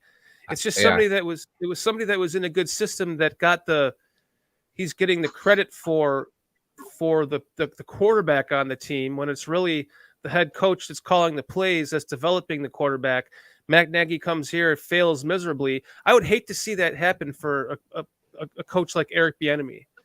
It's sad for me to see all these different offensive coordinators that were working with an excellent or a Hall of Fame quarterback leave to go to become the head coach of another team, and then they fucking fail miserably. They look terrible at it, and everyone's left going, "Well, what the hell was wrong? He won a Super Bowl with Patrick Mahomes." Well, that you just said it yourself. That was the sentence. He won a Super Bowl with Patrick Mahomes. Does he have Patrick Mahomes on the team he's now head coaching for, like Matt Nagy did not? Okay, I don't want this to spin into, because this is a whole nother episode we can do for another show. But that's a spicy topic though. It's just sure. A lot of guys that look for these opportunities, been waiting for these opportunities, and seems like a lot of guys get fast tracked without having earned it. But that's a whole nother subject. I want to ask Swifty this. Now, what do you this is right up your wheelhouse, man. This is your guy. Okay. What do you think about the reoccurring Tevin Jenkins trade rumors? Still keeps coming up. I don't think he's going anywhere. I wanted to quickly touch on Eric Bieniemy and just reoccurring. Say I think. Oh, my bad. Go ahead. I think he has a couple things going against him there. One is he's just like Shorty said, he's an offensive coordinator at a place where he doesn't call the plays and the guy ahead of him does it, and he has a special quarterback. But then he also has the Matt Nagy effect. The last guy who did it before him failed, but then also the fact that he's a black guy trying to get a head coach. You don't see a lot of black head coaches in the NFL for whatever reason. It's just something that there's not a lot of. You just described Getsy, man. You just described Getsy. That's exactly what Getsy was. But that's not where he's at now. You're missing the if he has success with Justin Fields, that's what right now he has no head coaching interest. Nobody's talking about Luke Getsy as a head coach. It's the Bears fans, the ones of us who think that he's going to be good this year, and just the fear that once he's good, someone's going to snag him from us, that we finally get an offensive coordinator that's good. So it's not really I don't think anyone's trying to say he's got head coaching qualities or anything like that yet. But if he comes here and has success after having success in Green Bay and then coming here and having a success, if he can have a top 12 or 13 offense here, I think even if we don't make the playoffs or just a middle of the road team, he could potentially get head coaching interest just if we have a decent passing offense this year. From that perspective, I definitely feel you. Yeah, that's all I was trying to say about. But I'm not saying that Eric Bieniemy doesn't deserve a head coaching position. I'm just saying that I think any offensive coordinator that is under it's in a regime that has an excellent / Hall of Fame quarterback. Those are all the ones that usually end up getting the head coaching jobs, and then they fail miserably because they didn't have that player on their next team. And I would hate to see that happen we already saw it happen with Nagy. He failed miserably, You know what, Shorty? By that point, think about it this way. By that point, if Getsy is successful with helping Justin in that transition and getting him into the space that he needs to be a very effective NFL quarterback, the job is done. And so whoever they bring in, unless it's just an asshole backwards person that doesn't know anything about what he's doing there, Justin's going to be fine. Yeah, Justin will be fine, but will our play calling be fine? Because that's a big significant factor is the guy there that's actually calling the plays has to be able to do it well. And we've shown in Chicago history, it's easier said than done finding a guy that can just come in and be a good play caller, because having them here is very, very few and far between. Yeah. All right. No shit. That's where we're happy. That's where we kind of get. I think the excitement from Getsy comes is he's a guy who shows that potential. He hasn't done it yet. Obviously, he still has some question marks that it's a lot of hope, but so far everything I've seen from him shows that he's at least going to be an average play caller in the NFL. He might not be the best in the world, but an average play caller in the NFL is miles above anything we've had in Chicago in 15 years. So yeah, and that's where our fear comes from losing him, because if he develops the first MVP candidate at quarterback in Chicago, he'll be gone. Yeah, that's the scary part. Yeah, that's where it's like, but we're far away from that. If that comes, then hey, we got an MVP candidate quarterback. So hopefully someone else wants to come here and coach him, I think we're at least a couple years away from that. Maybe a year, I don't know, a couple years. I just want to put out an APB right now that there's like a fucking microburst coming through here right now. It's like Niagara Falls outside and thunder and lightning. So if anything does happen to this podcast, it's because I lost the internet. So just go ahead. I wanted him to touch Tevin Jenkins though, man. That's whole story. Yeah, we were kind of talking about the offensive line before you came in, and we were kind of talking about Dieter Iceland too. We kind of wanted to save that for you. He asked about Tev and the trade rumors. I don't. That's one thing I'll just say about Adam Schefter. Shefty's obviously one of the best in the business at breaking news, and anytime a trade happens or some big time something happens in the NFL, he's one of the first guys to know. But when it comes to like predicting things, he's not very good. Just in history, he's not been very good. He predicted like 5 times last year that Aaron Rodgers was going to be traded during the draft. I mean, it's just something, his predictions are never, and him thinking that Tevin Jenkins is going to get traded, that's just him hearing a rumor from somebody saying that they've called the Bears or the Bears have taken a call. But to me, I tweeted about it, and I was, because I've owned Shefty on a couple of these before, and it's like, he can say that all he wants, but I would go to the bank with it right now if you wanted to bet money on it.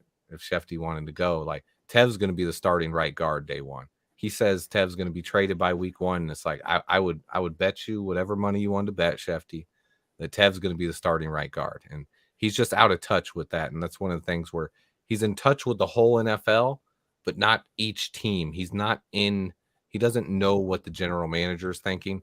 And it's just, he's heard that someone might have called us about Tevin Jenkins. So he connects the dots and is like, hey, they're going to trade this guy. They're playing him at guard. He's a former 2nd round pick tackle. Like, yeah, they're probably going to trade him. But to me, no chance. I don't see any chance Tev gets traded this year. No way. Me either. Is I this want to hear Jordan's take on it. Is this something that just came out again? They're talking about trade talks again, Nomad? Yeah, he said something about it. Adam Schefter came out yesterday or day before and reported that even though Tev had a great game at right guard, that he still thinks he'll be traded before week 1 of the season. Oh, yeah, I'm gonna have to agree with you on that one, Swifty. I don't think that's happening, Nomad. I wrote down all the plays that he was in again, and I have a lot more stars than I do negatives again for the second week in a row, and that's playing at right guard, and that's you nailed that one on the Bear debate, Swifty, when you said right guard, and I was like, well, he's legit at right guard. He's got some things, he's got some footwork to work on. He kind of gets pushed to his right a little bit too much. He kind of kicks that right leg out a little bit, still too much, because he's still learning how to not do that because it's ingrained in him, right? He's never done it. Yeah, right. That's what made it so impressive to me, was like that he came out and was so good at guard without ever playing guard before. And like, that's the thing, most of the time, if a guy's going to play a position for the first time, especially in preseason, they're probably going to do it in the second team. You're not going to be like, let's put this guy out there first time ever at right guard. Let's do it against this team's first team starters. Mm-hmm. And they did that, and he looked good. So that's where Tev is impressive, man. I love that kid. Me too, man. Right. He's finishing off too. He's putting guys on their ass and piling on top of them. I got a completely different take on it, and it goes back to I don't know whether you can remind me, Shorty, whether it was the first or second pod we did together, but I came up with, in my mind, what I was seeing from a distance as to what I thought the situation was with Tevin Jenkins. The first time the trade stuff started coming around. And we were talking about whether or not we thought that the organization leaked that out or somebody from Tevin Jenkins' camp leaked that out. Really didn't make a lot of sense to me for Tevin Jenkins' camp to leak that out. Really didn't make a lot of sense for the Bears camp to leak that out if they wanted to actually trade him. But when you think about it, we don't really know how Poles is operating behind the scenes. Could he be one of those people that realizes that young people respond better to, just influence from social media than they do from a person in person? You know what I mean? Is there a chance that Ryan Poles or somebody from that camp could have leaked that out to inspire him or to push him and motivate him? And if that's the case, let's just say that's true. Then the first time it worked great because look at what you got out of him. And so who are we to guess? But if he did do that, and the second time around makes sense too, because you really want to push him a little bit more now. Let's throw this back out there. Let's just say that we're still thinking about trading, but we're not. But let's see if we can push him to that next level that we want him to be, and see if he can be elite at that position. If Shefty reported that, to kind of like what Swifty was saying, those reports can just come from one team inquiring to the Bears about a trade, and then boom, it's news, right? It's not that the Bears are actively trading him, but as soon as somebody asks about it, it becomes a trade rumor. Yep. And that's we might not even. I don't think anyone's gonna. First, no one's gonna offer anything major for him. If they think he's on the outs And if anyone called, it's because they're listening to the dumb reports that Cap put out there. Where he's on the outs and he's immature, so they're calling and they're offering like a 5th or 6th, 7th round pick or something for him. Something like, hey, we'll give you a 6th rounder next year for Tev. And Poles is just hanging up the phone, like he's not. And Tev said that, I'm sorry, that was Roquan who said they declined his trade request. I got mixed wires there for a second. My bad. But to like what you were saying, if somebody came out and offered him a 6th round pick the first time around, right? Now they see how well he's playing at right guard. Maybe they're re-inquiring to up the ante too, right? So, hey, maybe we'll give you a 4th round pick now. And then again, it just becomes trade rumor. Yeah. If I'm the Bears, I don't do anything. I don't think it makes any sense for anybody it doesn't benefit anybody other than the Bears right now. And that comes in terms of motivating Tevin. Mm-hmm. I think the Bears are stand to gain the most out of this, because if my name is out there, just imagine yourself as a player and you out there pushing your ass to the edge of what you have in you, and you're doing what they're asking you to do, but they think you have more, and they're constantly pushing you to have more. And you're noticing the more and more you listen to their advice as far as getting your body in better shape, getting in better conditioning, changing your eating habits and drinking less, or whatever the situation may have been with Tevin, it's apparently working. And I just see it, and I'm just in my head about what I think might be going on inside the building. They may be taking a different approach to how to get what they need to get out of that guy, and could be working for him. For sure. It looks like it is. What do you guys think about the rest of the offensive line? I think it's coming together solid. Obviously, biggest key right now is getting Lucas Patrick back, because Sam Mustipher is obviously our weakest link. But I think Jenkins and Borum both played great on that right side and are coming along just fine, locking down those jobs. If the young guys can win the jobs and we can have Riley Reif and Michael Schofield as veteran backups, and imagine that if someone gets hurt and you have a 10-year veteran starter as your backup.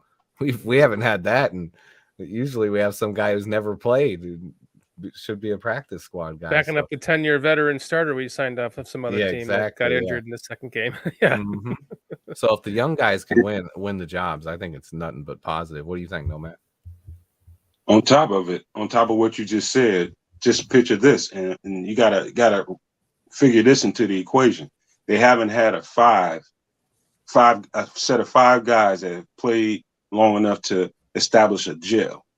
So they haven't settled together. They haven't had a chance to really, really unite as one yet. Everything we've seen so far, the ups and downs, are to be expected. Even the good part, whatever we saw that was good out there, just imagine what happens when they get 2-3 weeks before the season. At least 2 weeks before the season, just to get an opportunity to settle together. And whatever we saw so far is nothing compared to what they're going to do moving forward. Mm-hmm. Yeah, for sure. Yeah, for sure. The offensive line getting to gel is definitely key. Obviously, that's not going to happen until the season starts and we get Patrick back. But at least you get your gelling, the tackle and the guard, because those guys always have a little bit of a relationship. So, Braxton and Cody get to work together, and if Borum and Jenkins can get to work together, once Patrick comes back, the gelling should happen a little bit easier. Leo Factor brings up a good point here. I kind of wanted to touch on. Olin Kreutz said he'd like to see Borum at right guard and Jenkins at right tackle in this next game, just to see what Borum has at right guard, and if Tevin can play right tackle, especially with Borum at left guard, because it could be helping each other out. Kind of like I feel that Jenkins has kind of helped out Borum at right tackle since they put him at right guard. What do you guys think of that? I think that sounds like a good idea to me. He said, why not try it? He said, why not try it? I'll tell you why not. It's because you just got a guy, especially I can understand wanting to move Borum around a little bit, but Tevin just got there and he hasn't had a whole lot of experience there. I don't know what's going to actually happen, but I don't see it making a whole lot of good sense to take him out of there while he's just starting to establish a groove. I don't know why you would do that. Mm-hmm. Same. Yeah. I think you're just creating two potential problems instead of helping one, because both guys played good. Now you're going to move them both and have them try a different position. I mean, I could see it earlier in camp, but what they've already established is their pecking order at tackle. And their three tackles were Braxton Jones, Larry Borum, and Riley Reef. So Tev somehow got out of that pecking order. I don't know if it was the weight or if he wasn't played well, but I did hear repeatedly he got beat a couple times early in camp that first day by Carson Taylor. And maybe he was struggling a little bit, but he's a killer at guard. Maybe Borum could be, but Borum honestly right now looks pretty solid at right tackle. So I wouldn't mess with it. I could see it. I could see if this was Madden or something, you know, you might swap them around, try them out. But considering how well they played right now, we're now getting ready for the regular season. I don't think we're going to change anything else on that line. We've had those same guys for the last 10 days. Jenkins moved over to right guard about a week or so ago, and since then we've had this same line every day in practice, and I think this is the line we're going to take into the regular season. It's not really the time to swap it out. If you could see Riley Reef come in for right tackle for Borum if he's not playing well, or if Jenkins struggles, you could see Schofield come in, or could maybe see Dieter take over at center if Mustipher keeps struggling. But other than that, I don't think it's time to just move people around, you know. To finish the tackle talk before I get into Dieter Iceland, do you think starting the season then that Reef's on the bench? Right now, yeah, that's what it's looking like. He's the swing tackle. That's why I think they're playing him at left tackle as a second team right now, is because they want him comfortable playing right or left, because that's on game day you're going to have three tackles active. So your backup needs to play left or right tackle if one guy gets hurt. And Reef, as an experienced guy, I know a lot of people seem to misunderstand his contract. I had a couple people comment on my video today saying, "Oh, Swift, you're wrong. Like, we wouldn't have paid him $11 million if he was going to be a backup." And I was like, well, we didn't. We paid him $3.5 million. And then if he starts all season, he can make up to $11 million. Right. But yeah, we didn't pay him $11 million. Riley Reef. Yeah. His contract is heavy escalated. Yeah. Right. He has to play 25% of the snaps to get the first $6 million or something like that. Yep. So, and the overall big picture with the offensive line, and I don't, it's the same no matter what level you're playing on, high school, college, pro. After camp or 2 days, whatever you were involved in, you have to give it. You put them through the chaos. You put them through all the changes and the bouncing around, all the musical chairs. Now it's time to let them settle, because the regular season is right there. Time to settle those jobs and let those guys understand this is where you're going to be at. It's time to do that. I think transitioning into, I wanted to talk about Reef. We kind of wanted to start that, or not Reef, Dieter Iceland, because we were talking about that before you jumped in, Swifty. Because I saw that you had kind of talked about Iceland in your previous video. Or your previous two videos, actually. Iceland played pretty well to me. He looked like he could almost. You kind of even alluded to it on your last video, is that it's possible he could be the backup center, right? He's playing pretty well. If they are comfortable with him making calls on the line, he could take over that job. Obviously, I think at this point in camp, I think it's highly unlikely. I think the reason why Mustipher is going to be the guy is, one, he worked with Justin last year, snapping the ball and making the calls. He started all year, so he's comfortable doing that. And right now, do you really want to? So you already have Lucas Patrick coming back, but he's been taking all these snaps for Mustipher. So as a coaching staff, they're like, do we really want to switch up and have another guy start snapping him the ball with just a couple weeks until the season starts here? But that's when you could possibly come into, getting some bad snaps or, fumbled snaps, stuff like that.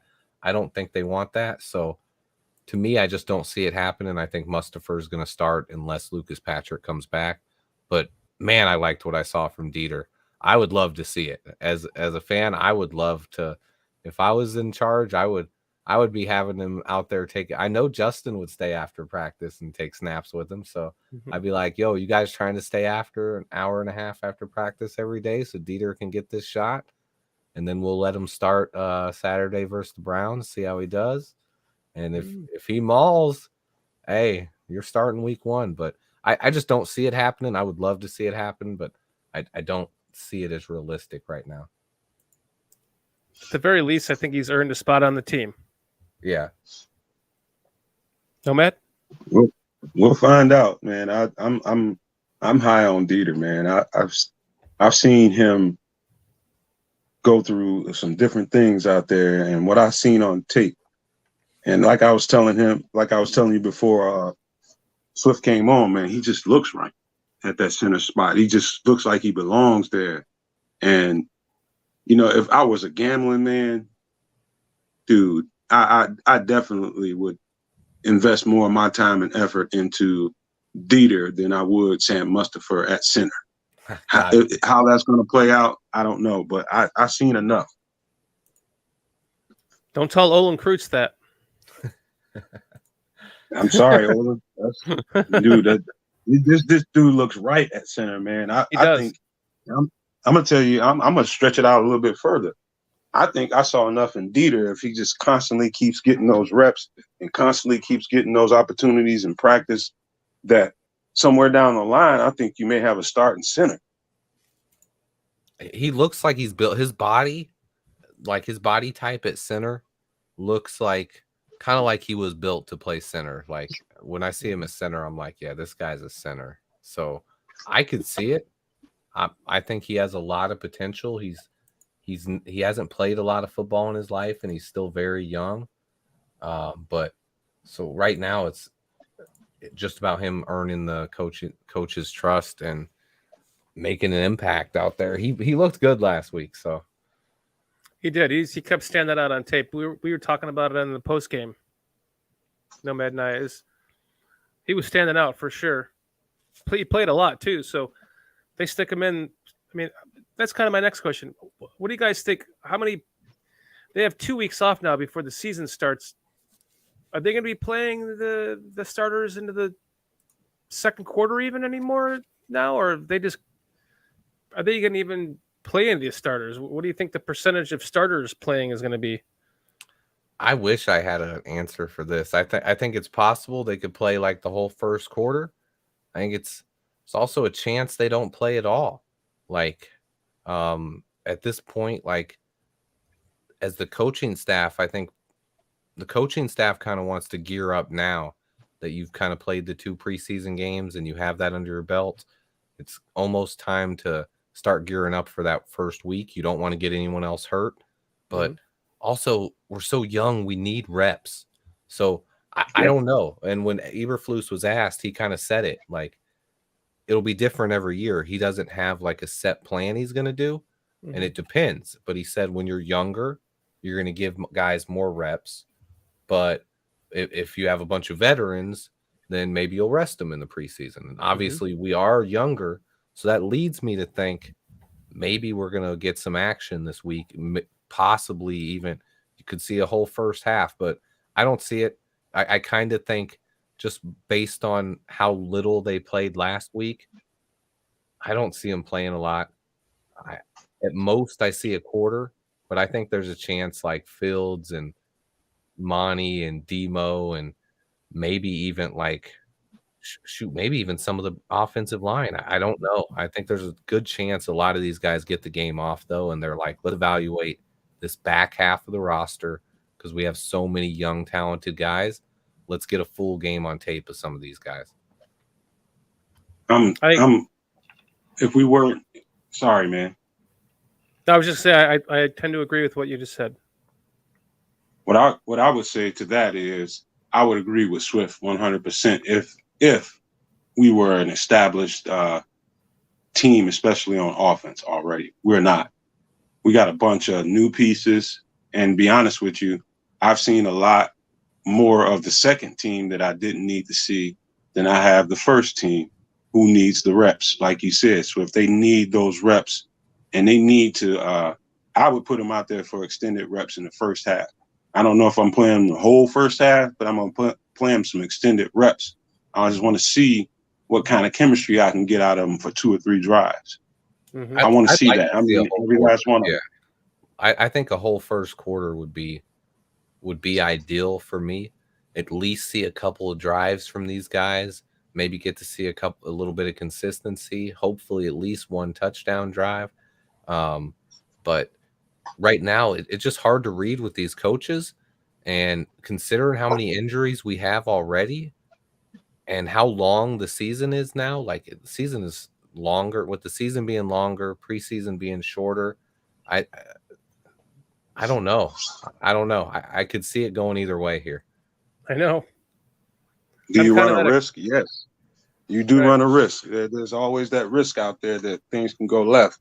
But They'll be in questioned the the whole year if they play Justin Fields that first half and he got hurt or something. Oh my! Yeah. Hold on a second. Hold on a second. We'll get it Swifty. in there. Like 20 times. Hold on a second. We like here on Bears Country Podcast, we like to say gets COVID. COVID. Yeah. Yeah. Okay. Gets COVID like and that. misses a Good. couple of games. So I've actually never said those words on my channel. I actually refrained from saying them. Like people, when I said that we wouldn't have the first pick next year, I was like, there's only like one thing that could happen that would give us the first pick next year, and I'm not even going to say it. And like that's pretty much the only thing like that could really Just even knock put us on in wood, that man. conversation. Yeah, knock on fucking wood, man. I did. I knocked like 8 times. Okay. You guys can't hear that? That better be fucking real wood, not It faux is. wood. It's a desk, bro. It just has a Okay. it has a pad over top. So I was Okay, technically knocking okay. on my desk pad. I do have one more question that I've been wanting to say to ask Swift about, because I know it's a hot topic, man, and everybody's got feelings about this. You already know where I'm going, don't you? Roquan? Fuck no, I'm not doing that Okay. shit no more. Okay, good. I'm done with that. That's what I thought you were going. No, I want to talk about your man, Jack Sanborn, man. Tell me, give me empty your notebook on that motherfucker. Let me see what you got. He's just so smart. He's solid. He's gonna make the team. And I think me and Shorty debated this. Yeah, we debated this on Barroom, and we had the same thought. Like this guy, the question was kind of, me and Shorty both looked at each other like, there's only one answer here. Like, I mean, the other two was like he wouldn't make the roster, or he's not very good. He plays like Tarzan versus backups and Jane versus starters. I was like, nah, this kid, I called it like back in when we got him. Like he was good at Wisconsin. He was a glue guy. He can play. He's smart. I thought he was going to come in and be a Sam, but we got him playing Mike. And that's kind of one of the things, in order to be the starting Sam, one of the things people don't realize is Coach Flus says if you're going to be the starting Sam, you have to be able to play Mike or Will. So him working those other positions is only going to further help him potentially get a starting job someday. I don't think he's there yet. I think right now he's a backup, but he's definitely on the roster, and he's definitely a guy that's going to be playing special teams. But he's got talent. I think he's going to be here in Chicago for hopefully quite a few years and at least be a backup linebacker for us. Let's say he makes it on the field, Swift. And I'm gonna just throw a little scenario out there for you. Okay. And this is gonna get your mind into thinking everything outside the box. What happens? He gets stuck as a Mike linebacker in the slot on fucking Deebo Samuels. What happens? Why would that happen though? You can easily have a misunderstanding of what the call is in the huddle, and they don't want to use a timeout, and you just got to play the play. And he can actually, you got guys looking around like, I don't know who's supposed to, and he's supposed to cover him on a pass route.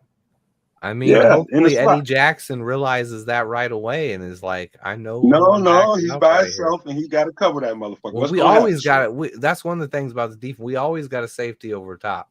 So Eddie's hopefully Eddie realizes that and stops it from being a big gain. I mean, or it's trouble though. Yeah. Would you agree to that? That's trouble. Would you agree to that? I mean, but you can line up Debo on somebody on any defense, and it's going to, I mean, put him on Sam Adams or Matt Adams, and it's still trouble. I mean, none of our linebackers, even Roquan, is not going to, I don't trust him covering Debo. Like, Roquan's good, but I don't want him Victoria's one-on-one in the Thank slot you. versus Debo. Like, nah. I'm gonna protect him, man, because I love what I see out of Jack Sanborn. I absolutely love it. He knows he's not the most athletic guy out there, and he knows what to do to be able to make up for it. And that's keeping yourself in alignment, keeping yourself understanding what the play call is, knowing route concepts, and knowing where to position yourself to be able to disrupt things. He's great at that as a rookie. And a lot of times people mistake athleticism. A lot of guys are too fast. They'll overrun a play. A lot of guys will be fast, but their head isn't fast. They can't diagnose the play quickly, so they're just sitting there. And then they finally realize and they take off. But you can play a lot faster by being smarter. And that's something that you don't want Jack Sanborn lined up against Debo in the slot, but you don't want really any of our linebackers lined up against Debo in the slot. And I don't think he's that bad athletically that he's going to kill you consistently. I mean, we saw him out there. He didn't look slow. I mean, he might not be the fastest guy on our defense or even one of the top 5, but as long as he can move and read the defense, and if he's a guy who can create turnovers, especially, this coaching staff's going to love him, because our coaching staff loves that. That's one of the things they want is turnovers from this defense, and he seems to have a knack for that so far. There's a lot to be. Go ahead, Shorty. My bad. No, I was just saying there's a lot to be said for football instincts, right? Mm-hmm. Football awareness, knowing the plays, knowing where to be, just having a mind for the game. We've seen what happens when we draft guys who can jump out of a pool, barefoot. Exactly. Broad jump out of a pool 4 feet, but they can't play football. So, you know what my biggest nightmare is, and I keep picturing it over and over because I know whether you're a wheel linebacker. Oh, dog, dude. Oh, hell no. Why would you even do that? What did you say, Swift? Shorty and what? Hell no. Nothing. Oh.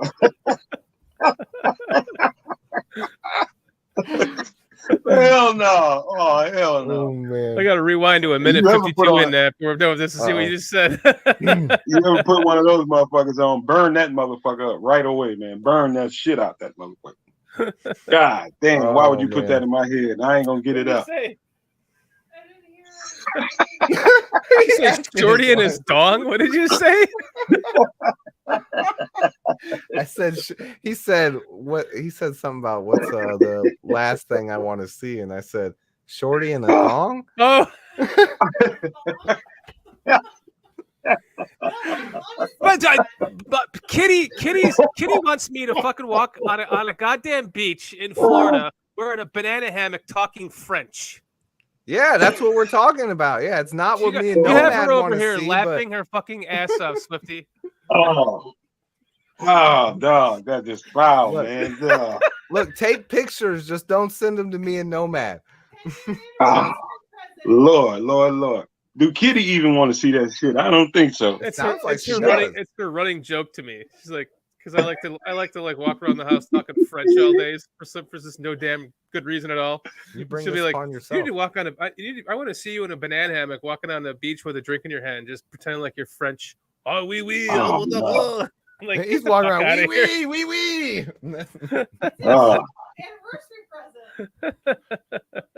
Just a guy in a thong. He's yelling over here like she thinks she can hear me, or hear her, but she can't.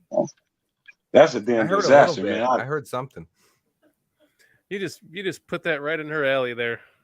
That's my bad. That's my bad. Thanks a lot. Fuck you, Swifty. Fuck you, Swifty. Did you see that episode where I clipped it? Yeah. Oh my god, that was cool. He just like, fuck you, Swifty, and then you go into it. I'm like, what the fuck, Shorty? Like, come on, man. It was better work. You had to. It was a great show. It was a great show. Yeah. I shout out to Aldo, man. He does a great job on that. That's why I had to wish go we off would on have a disagreed with something, or like I know. we could have had a third guy who was like a douche, like give us like a Jacob and Fonnie or something in there, or comes in and says Justin Fields a bust, and we would have went off on him. It would have been great. Hold on, Swifty. Hold on, Swifty. What color thong? It better not be white.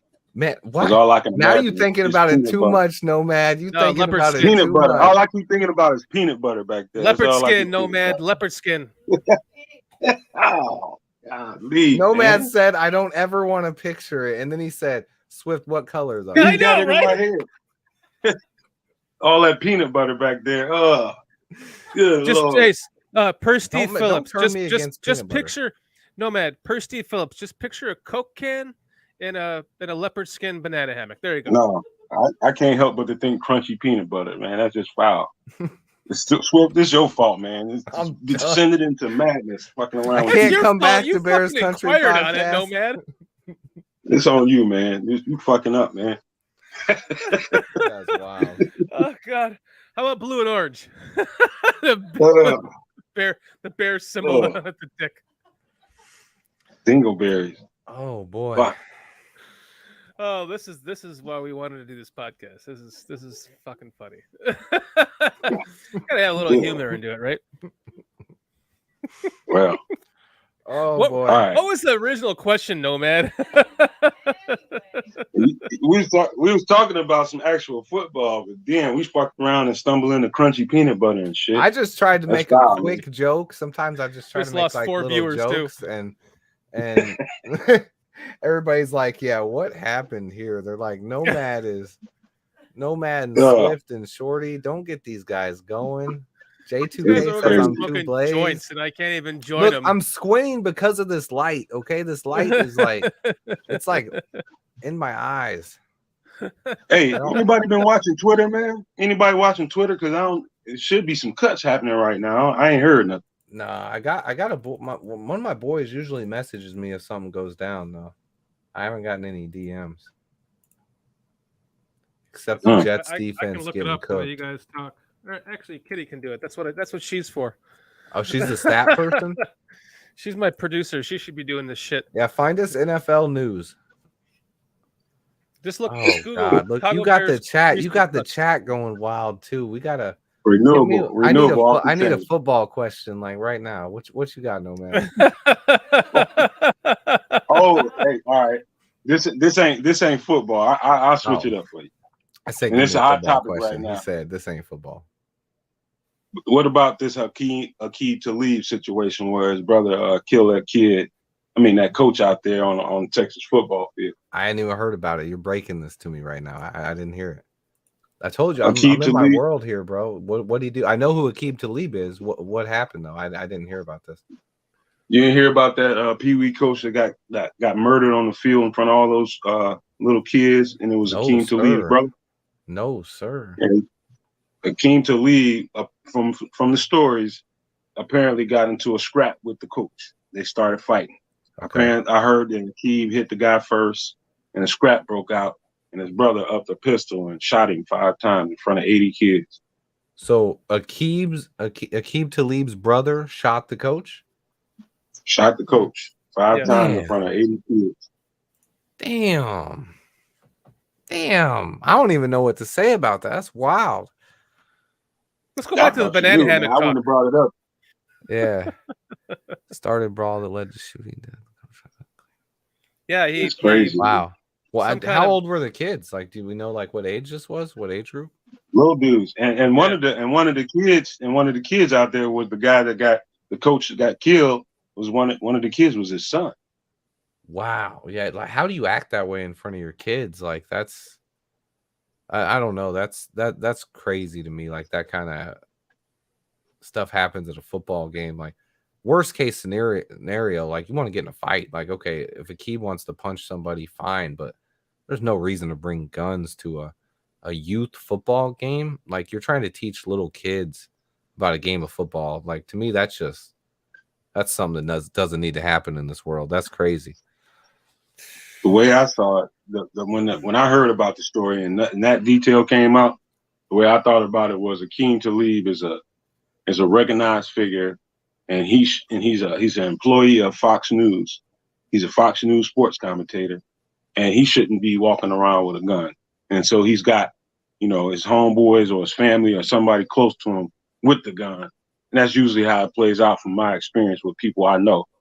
Somebody's got a gun around the actual target, and it just got out of hand, man. And people grow up in these violent environments, man. And nowadays, man, these little skirmishes like that turn into death, just that fast, man. It's a shame, to be honest. I mean, it's something that shouldn't happen at a kid's game ever. I don't feel like, man. Like, unless someone was in danger and a kid or something, I don't think there's any reason a gun should have ever been pulled there. That's just right. Unless people getting out of hand. That pulled their gun out and was trying to shoot kids. That gun should not have people come out of his. Yeah, people are just too trigger happy. Like, I have nothing against guns or anything. People just a little bit too trigger happy with guns, and sometimes people don't realize until after the fact that people's lives, like guns don't stop, man. I mean, it doesn't matter what you mean to do with it or not. When you pull that trigger, it's scary. So that's it's about. My bad. Go ahead. No, how an argument on a youth football field could escalate into something like that is just mindless. It's mindless. I've been around it and I've seen that shit happen. And I'll tell you one thing, it's been getting a little bit more and more out of hand with youth sports anyway. That's a trend that keeps happening. There's a lot of people, parents and relatives, that can't monitor their emotions and get too wrapped into the situation, and they start overreacting to what they're seeing out there. And next thing you know, they're in the referee's face and starting problems with people in the stands. It's just ridiculous. But on the other hand, look, dude, I tell you one thing about guns. Everybody's got them, but I'm one of those people that I have a short wick. I know I have a short wick. When I get pissed off, I get really pissed, and I don't need no gun on my person for me to realize that I want that gun away from me. So I got time to think before I get to that gun. Hopefully I simmer down a little bit and come to a rational thought. That's the biggest thing, because the heat of the moment, man. Heat of the moment, if they have that on them, man, you never know what's going to happen, and that's part of the problem. And why is the last thing on their minds going to jail for the rest of their lives? Yeah. I mean, it's you don't think about it that way, man. Yeah, some people don't think about it. It depends where you grew up, and some people but in a situation like that, if you're at a youth football game, I don't know. That's a little much. Like, you gotta be aware of your surroundings sometimes. Like, all right, let's get back to my Coke can and my leopard skin banana hammock. Banana hammock talk. Yeah. We went from banana hammocks to serious. Nomad's just hitting me from different angles out here. Right? I don't know what to expect on this show. Fuck Dan Orlovsky. Fuck Dan Orlovsky. Yeah, that's all we care about. Ooh. I did have a question for you, because we have never officially got off on a Justin Fields blowjob rant. Like, you and I love Justin Fields so much. We never actually got to really sit and talk about it. And one of the things that I noticed from day one was the throwing mechanics, and I was hoping like hell that Nagy would have started to work on them, but never did. And then we bring in Getsy, and like I said to Nomad before, like, if you watch the practices with the Bears with Justin Fields, if you just like squint your eyes and put 12 in a green jersey on Fields, he's running the same motions in practice like you see the Packers do, right? Like they're the left foot out. He's doing all of the play action, all that stuff. He and the way that they're teaching him in the system looks very similar to, any one of the Green Bay quarterbacks that you see, which are things that I like. Then you combine with that the compacting of the throwing motion, the quicker release, you add the better footwork to that. Like, let's go on a little. Come on, let's talk about Justin Fields here for a second, Swifty. We love the guy. Like, give me some backup here. Man, I love everything about him, man. I mean, he's ultra talented. I mean, he has everything you could want. Like if you were building, like if you were in playing Madden and you're just creating a quarterback, like you're going to want him to be like 6'3", 220 pounds, and then you're going to want him to have a big arm. You're going to want him to be fast. And you're like, dang, can I make a quarterback that can throw like Jay Cutler and run like Michael Vick? And you're like, why not? Like it's Madden, whatever. Right. But he has all those things. And then people want to say like, of course they're going to stereotype him. Like, and that's why we say fuck Dan Orlovsky. Cause like somebody tried to, I think Greg Gabriel commented on my last Dan Orlovsky tweet. And he was like, Dan didn't make up the rumor. He said, obviously, if Dan said it, then someone told him it. And he said, but Dan does need to be more responsible and not just run with something that someone gives him that isn't verified. Right. And that's what he did with the story on Justin Fields. And that's where it's just one of those. There wasn't ever a situation where anyone said he wasn't a good team leader or he wasn't a hard worker. It was just one of those stereotypes that some old white guy said, and it was like, oh, it's a black quarterback. Oh, he must be lazy, you know, like, and boom, there it is. That's all it is. And how that somehow picked up as much traction as it did last year, and people actually believed it. And I was reading articles and seeing tweets from so many people saying that Justin Fields doesn't have a good work ethic. And I was like what? Like you saw him mowing his lawn in the dark, right? Bro, like the biggest thing, like someone said, I think Chris Sims said it was, he doesn't think that Justin Fields wants it, was his words. Like Orlovsky said that he heard Justin Fields is the last guy in and first guy out or whatever, which has never been true. Like you could watch his high school documentary on QB1 that was on Netflix, and even in high school, he was staying after and working hard. And then in college, the thing that immediately debunks both those stories is after 2020, he was already a guaranteed first round pick. Like he threw 41 touchdowns, ran for 10. So he had 51 touchdowns, 3 interceptions, led his team to the playoffs. He was a guaranteed first round pick. He had already done it, and COVID happened, and Ohio State's season was canceled. But wait, Swifty, Ohio State's quarterbacks never succeed. Yeah, I know. And he went out of his way and led that petition to get the season to be played. So that shows you he went out of his way and put everything he had on the line to get the season to play. And then someone to question his want to play. Like he had everything to lose and nothing to gain from playing that season. He could have got hurt. He could have had a bad season and hurt his draft stock. There was all these things that could have happened to him, but he didn't care. He wanted to play, and he worked hard to beat Trevor Lawrence all offseason because he was motivated by that loss. He didn't want to go out like that. He's one of the hardest workers I've ever seen. So those questions about him just like blow my mind. And those guys like Chris Sims and Dan Orlovsky, like fuck them both, like piece of shit. Both. Like don't really like I wouldn't really do that, but I'd punch him in the face if I saw him somewhere. 2 failed backup quarterbacks in the NFL. Yep. Like I need to hear your goddamn opinion about Dan Orlovsky's still running out the back of the end zone. Like that's all he's doing. Like right. There's something about everybody focuses on, that dude's got a cannon arm, he's accurate down the field, he's this or that, he can run the ball. And look, man, the thing about Justin that has always stood out to me, and the more and more I go back looking at his college days, and there's a couple of games since he's been in the league that kind of stuck out to me. I can't remember exactly right now which college games, but there are games that I've watched of him that it's not the things that you can see. It's the things that you can't see. That dude's drive and will to want to take over a game and win that motherfucker is something that you rarely see in a quarterback. It's something you rarely see. And so while everybody's caught up on, all the physical traits that Justin has to him, look at that. Here's a game, the Clemson game. If you watch that game long enough, you can see in his eyes.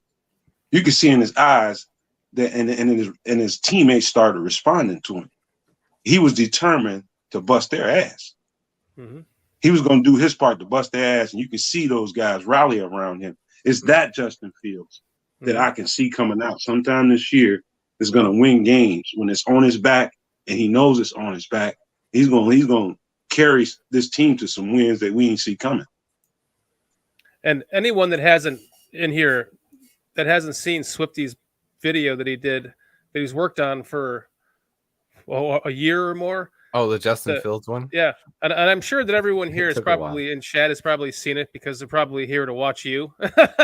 So, I mean, you did an excellent job with that. And I was so fucking proud of you when I watched the whole thing in depth, because that's the same things that I did. I went down a months-long wormhole, everything Justin Fields, every single documentary, every single thing I could find about him. I even did the same thing with Mitch. Like, that's the thing, is kind of just something I would do for guys, but he was opposite, because with Mitch, it was the guy I didn't want to get drafted, you know? Right. And I wasn't happy about it. I wanted Deshaun Watson, but I still wanted to try to find reasons to like there Mitch. with my arms folded and watched every throw he made in college, you know, and watched all his tape. But with Fields, it was like, I'm sitting here eating popcorn watching it because I'm hyped because I got the guy I wanted. So, like, it was a little different, but and that's kind of why I made my channels, because I was like, I'm not going to let the same shit happen with Mitch. Like, every time I see someone say Ohio State quarterback or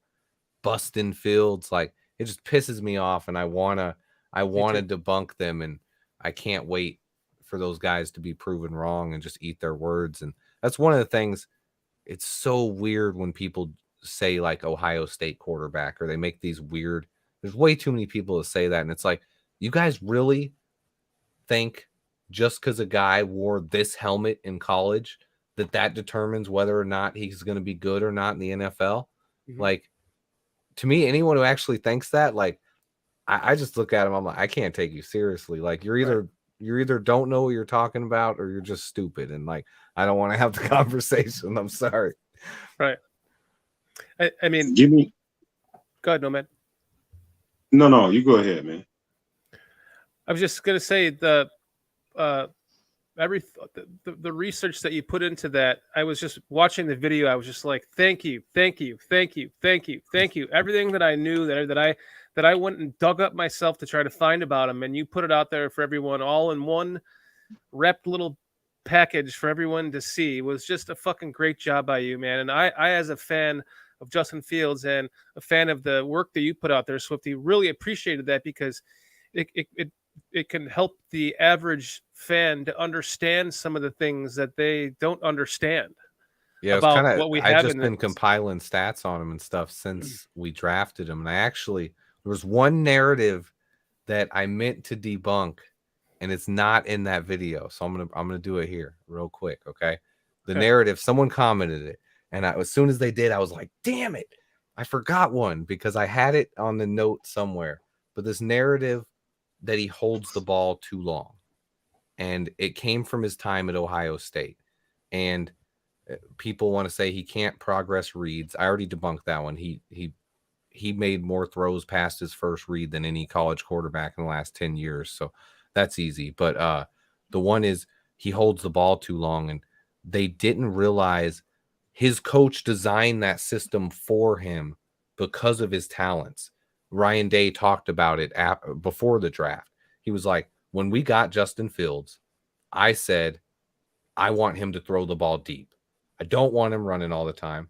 I want him throwing the ball 50 yards downfield, because we have Chris Olave, Garrett Wilson, Jamison Williams, and Garrett or Smith-Njigba, whatever, Jackson Smith-Njigba. Sorry, too many names there. And so he wanted Justin Fields, and he taught him and built that system around longer developing plays downfield. So Justin Fields' job was to hold the ball longer, use his athleticism to buy time, to allow those 4 future first-round picks to get open 50 yards downfield, and then use your incredible arm to hit them.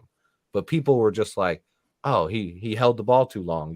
If you watch this tape against Penn State or Michigan State, you can see he got sacked. And it's like, no, his offensive line got beat, and the coach called plays that are longer developing downfield that hadn't developed yet. So he had to take the sack. Like he's not Superman. He can't break every sack, but those are real things. Like that's a narrative that's just out there floating around a lot, is that he holds the ball in the pocket too long. And it's one that's really not true. He didn't do it in college or in high school. He threw the ball really quick. He got rid of the ball really fast almost all the time and did it while progressing reads. But in college, under Ryan Day, they developed a specific system for him to hold the ball.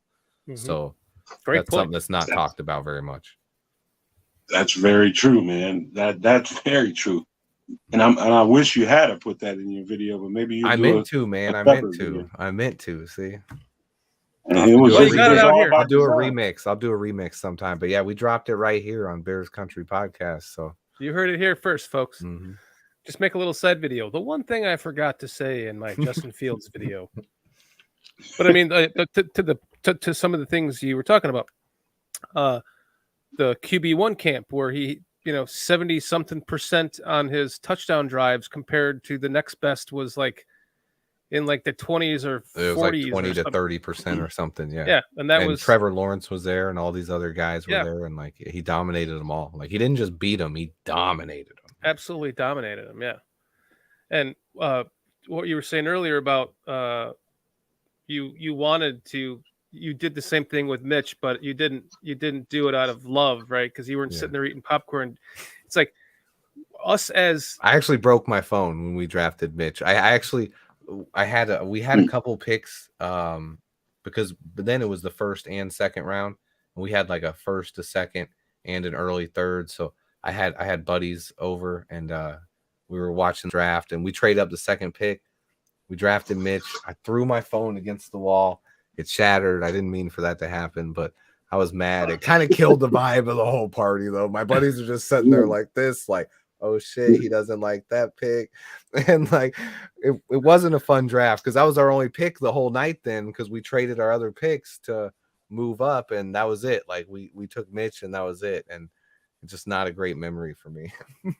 I got, you know what, Swift? I got family that's been, I mean, when I say lifelong Bears fans that were selling merchandise, having yard sales, just trying to get rid of everything they had Bears. They was that pissed at these motherfuckers. I mean, that pissed. I was in Atlanta, and I'm hearing about it. People were like, man, you need to get on Facebook Live and all this shit. And like, what? And man, they out here selling their Bears gear. I'm just like, what? They were that mad? And I was mad, but I didn't know I didn't get that mad. I was really mad. I was upset, but I swallowed my pride, and I rooted for Mitch. And then once I got on Twitter, I didn't get on Twitter until like a year and a half, maybe 2 years ago. And like, my thing is always just debunking narratives. When I see something I know is not true, I'm going to go against it, And like when I first joined Twitter, the first thing I saw was, it was right afterwards we traded for Nick Foles, right? So I saw all these, even Ill Will, a guy I like. I saw a lot of people who were tweeting these bad things saying, well, Nick Foles can read a defense and Mitch can't. And I was like, this is when I first joined Twitter. And I'm like, please define read a defense for me. What the hell can Nick Foles do? I was like, he can't move. I was like, when you put Nick Foles in there, we have no ability to run the RPO anymore. And guess what? He gets sacked and dies. And for some reason, all of Twitter, when I first joined, thought Nick Foles was going to be the savior. And I got labeled as a truther, but Mitch was never my guy. Like Mitch is. I know, because when they announced the trade, we're all like, and the Bears trade for the second pick, we're like, oh, those motherfuckers move up to get Watson. And the biggest thing about that was, if you go back and listen, there's a press conference with Ryan Pace. Fuck, I even thought about it. I know what's going to happen. You actually said it, not to call you up, but you did call Pace Pulls in your. Did you catch that? About. No, yeah, someone did in the comments. Someone did in the comments, and I was like, if that's true, you're the only person that's noticed it. So, and I've watched it 5 times. I'm sorry, I didn't mean to call you out of it. Shoot, it doesn't change the fucking narrative. I had a video the other day with I had one recently on Roquan. Roquan's back or something, and I had Roquan's name misspelled in the thumbnail. I had the A and the U flipped, And some guy commented on my shit and said, spell check your shit. And I watched that video like 40 times and checked the thumbnail. I never found it. And I found some other error where I said go bear instead of go bears. And I'm like, hi, I found it. Fuck you, go bear. And the dude comments the next day and is like, dude, it's been 24 hours and you still haven't realized you spelled Roquan's name wrong in the thumbnail. And I was just like, damn it. So I swapped it real quick. And then I was just like, dude, you're dyslexic. I don't know what you're talking about. It's not wrong. he was like, I screenshotted it, Swift, but nice try. I was like, damn it. But that shit happens. But what was I was saying something about pace. With Mitch. He said something about Deshaun Watson before the draft. He was talking about getting a quarterback. And when you listen to Ryan Pace talk, he said there was a couple things he looks for in a quarterback. And his things were, one, when he goes to an organization or a college from high school, he changes that organization. He makes them winners. And when he leaves, they're a better program than that they were before. That's Deshaun Watson, not Mitch Trubisky. Mitch started 13 games and didn't win shit. So that's where he just, his words, they didn't match what he did. And that was my biggest disconnect with that. And one of the things that I really love about this front office is when they say something, you actually see it come through with their actions. And when you go back and listen to Ryan Pace, literally everything he said in that press conference, like the guy he described was Deshaun Watson. Like, he basically was saying, like, a guy needs to have success. He needs to be good. He needs to be able to play at a big level against like the SEC, and then go to national championships and change the culture of the school and be a leader and do all this. And then he drafts a guy with 13 starts in college. And it just it blew my mind. Like, absolutely blew my mind. On top of drafting a QB every year and then doesn't. And a lot. And that's the thing. Yeah. A lot when they would say things, they wouldn't do them. It was the same with Nagy. Like, his all be you, but then he completely changes the way Mitch Trubisky's supposed to play. Like, he doesn't ever roll him out. And I guess that's just the thing with Nagy. He doesn't like rolling people out because he rolled Andy Dalton out more than Justin Fields. So it's just something where you just got to scratch your head and say, the guy's just something wrong with him. He's like, because to him, it's like, I can't roll out Justin Fields because they're expecting me to roll out Justin Fields. So I'm gonna run a screen pass, jet sweep. I just never got it. Like, I never got it with him. I don't know where his head was at. To top that off, think about this one. Deshaun Watson, think about what he had just accomplished right before that draft. What did he just do? He had just won the national championship.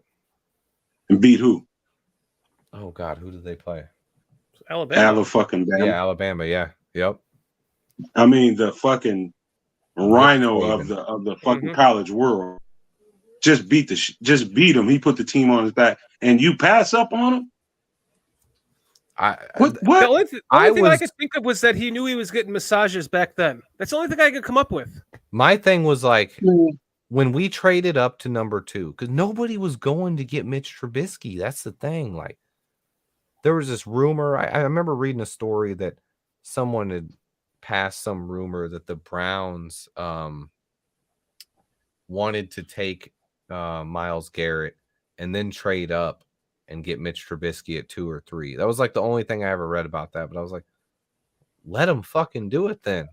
Like, but for us to trade all that draft capital to go from 2 to 3, knowing the Niners weren't taking a quarterback, and then for it to be Mitch Trubisky, it's got to be one of the worst Bears memories of my entire life. But the fact that it led to us then getting Justin Fields, which is one of the best Bears memories in my life, that's like number 2 behind the Devin Hester Super Bowl return. Like, it's up there, man. Like, I can't wait for this kid to play, and I'm just super excited, man. And I'm glad I'm meeting other guys like you, and we'll get to experience this together and be able to talk about it as well.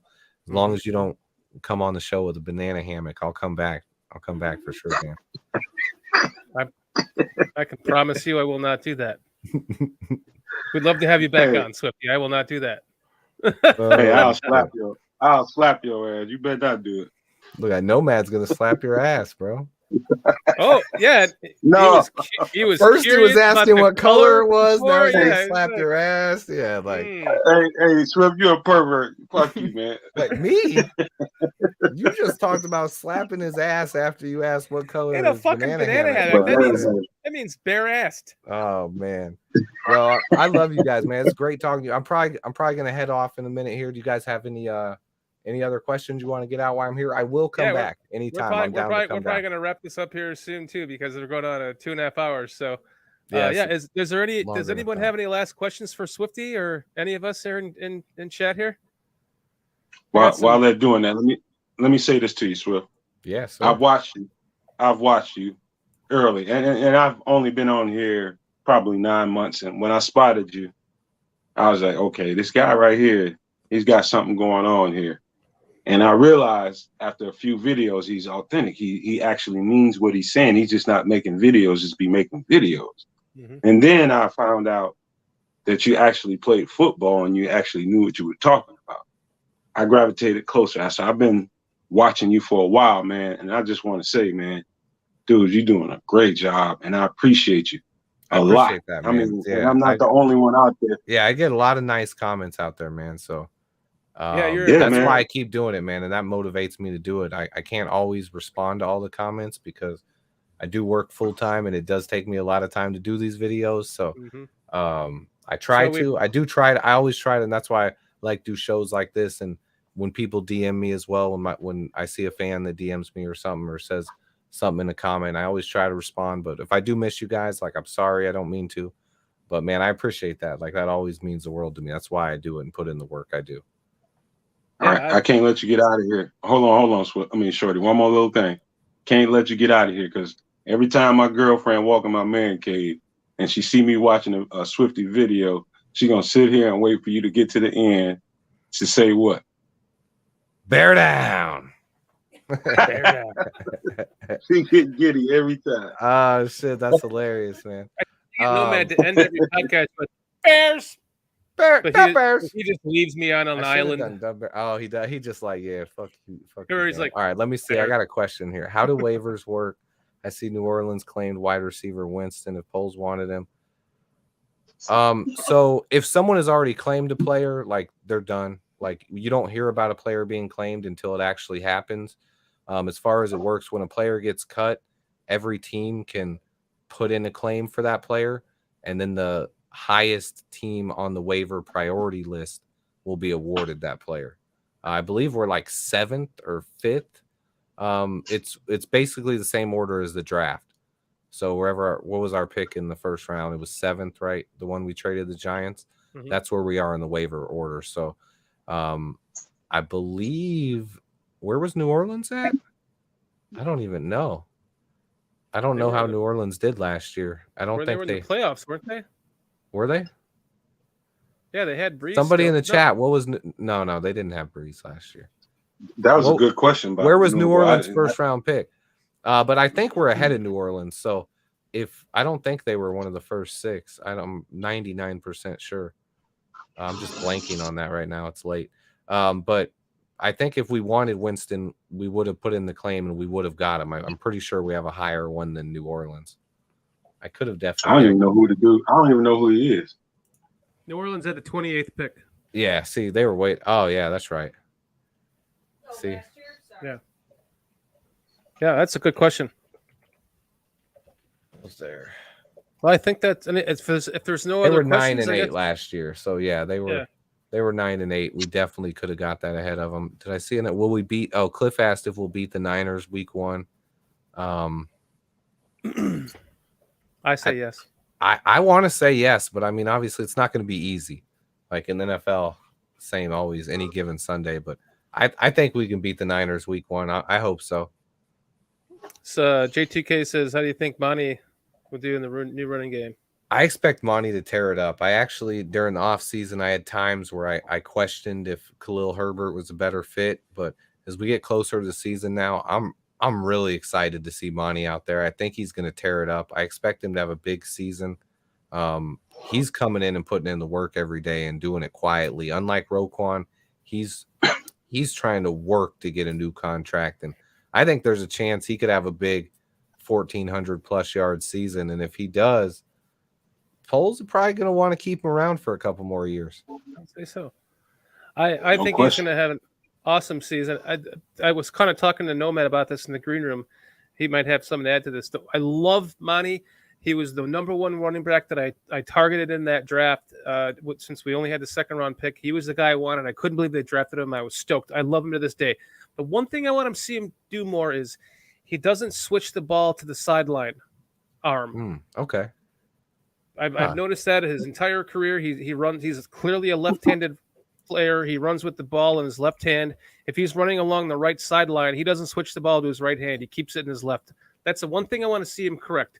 If I had to nitpick anything about his game, that would be it. Other than that, I love him. To me, I just want to see him keep working on his speed. If he can somehow, whatever he did last year, he did something to get a little bit faster. And I felt like I saw it on tape. And hey, if you can keep doing that, that's the one thing that was missing from his game was like top end speed. If he can get a little bit faster, he's going to be a stud, even better. So I love Monty. I always root for him. He's in the NFL. It's weird. I'm kind of with the philosophy. You don't ever really want to pay running backs big money. You see how it works with like Zeke Elliott and stuff. It usually just doesn't work out once they get 28, 29 years old. They start to fall off a cliff. But man, if Demo has that year, I would like to see Demo here. I love him. He's Me too. A I want to see him remain a Bear. I want to see him retire a Bear. I've kind of said nice. that before. It's tough with running backs talking about retiring because What's that? I think he's the most underrated. I think he's the most underrated back in the league. To be honest with you, I think he doesn't get respect ever. Nobody respects him. No, and they're gonna find out the hard way that he's got layers to his ability, and it didn't get featured in Matt Nagy's regime. But that dude has such natural hands. I mean, he caught 40-some passes last year, right? Mm-hmm. I think he showed. But you never see those highlights. Realize it. Yeah, people don't talk about it. Yeah, they still talk about him like he's a guy who can't catch the ball, and he I thought he showed pretty well. He had one. There was like a fade down the sideline last year at one point. I don't even remember which quarterback it was, but he caught a nice pass down the sideline last year. Mm-hmm. I remember it. And to Shorty's point, I would say to somebody that played running back, I played pretty much running back until I was pretty much a freshman in college. And the last thing you want to do is you have to teach those guys about the switching, the ball to the sideline, early. I mean, like in your first couple of years of football. If you don't teach them then, you definitely don't want to fuck with it now. Because if you put that in their head, they're in live game action, that just opens up an opportunity for a fumble. And they're trying to do it. I have seen guys get better at it at later age, though. Tiki Barber was the one.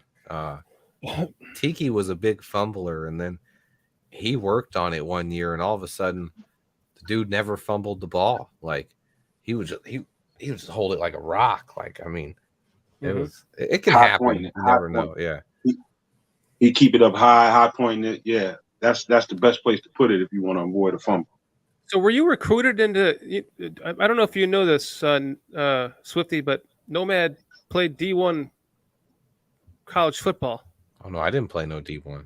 No, Nomad did. I know. I said no, I didn't. I thought you were asking if I was. Were you recruited as a running back then? Nomad? Me? Yeah. No, you I was just a freshman. You said you played running back into your freshman year in high school or in college. Until my freshman year in high school. Oh. So all through Pee Wee football, and once I got to, junior high and all that stuff, all that changed. I wish we didn't have much, and the city I was in, there wasn't a lot of youth football until you got into high school. We played. I mean, we organized our own flag football league on the side for like 10 years after high school. But. That's awesome. We organized our own Sandlot league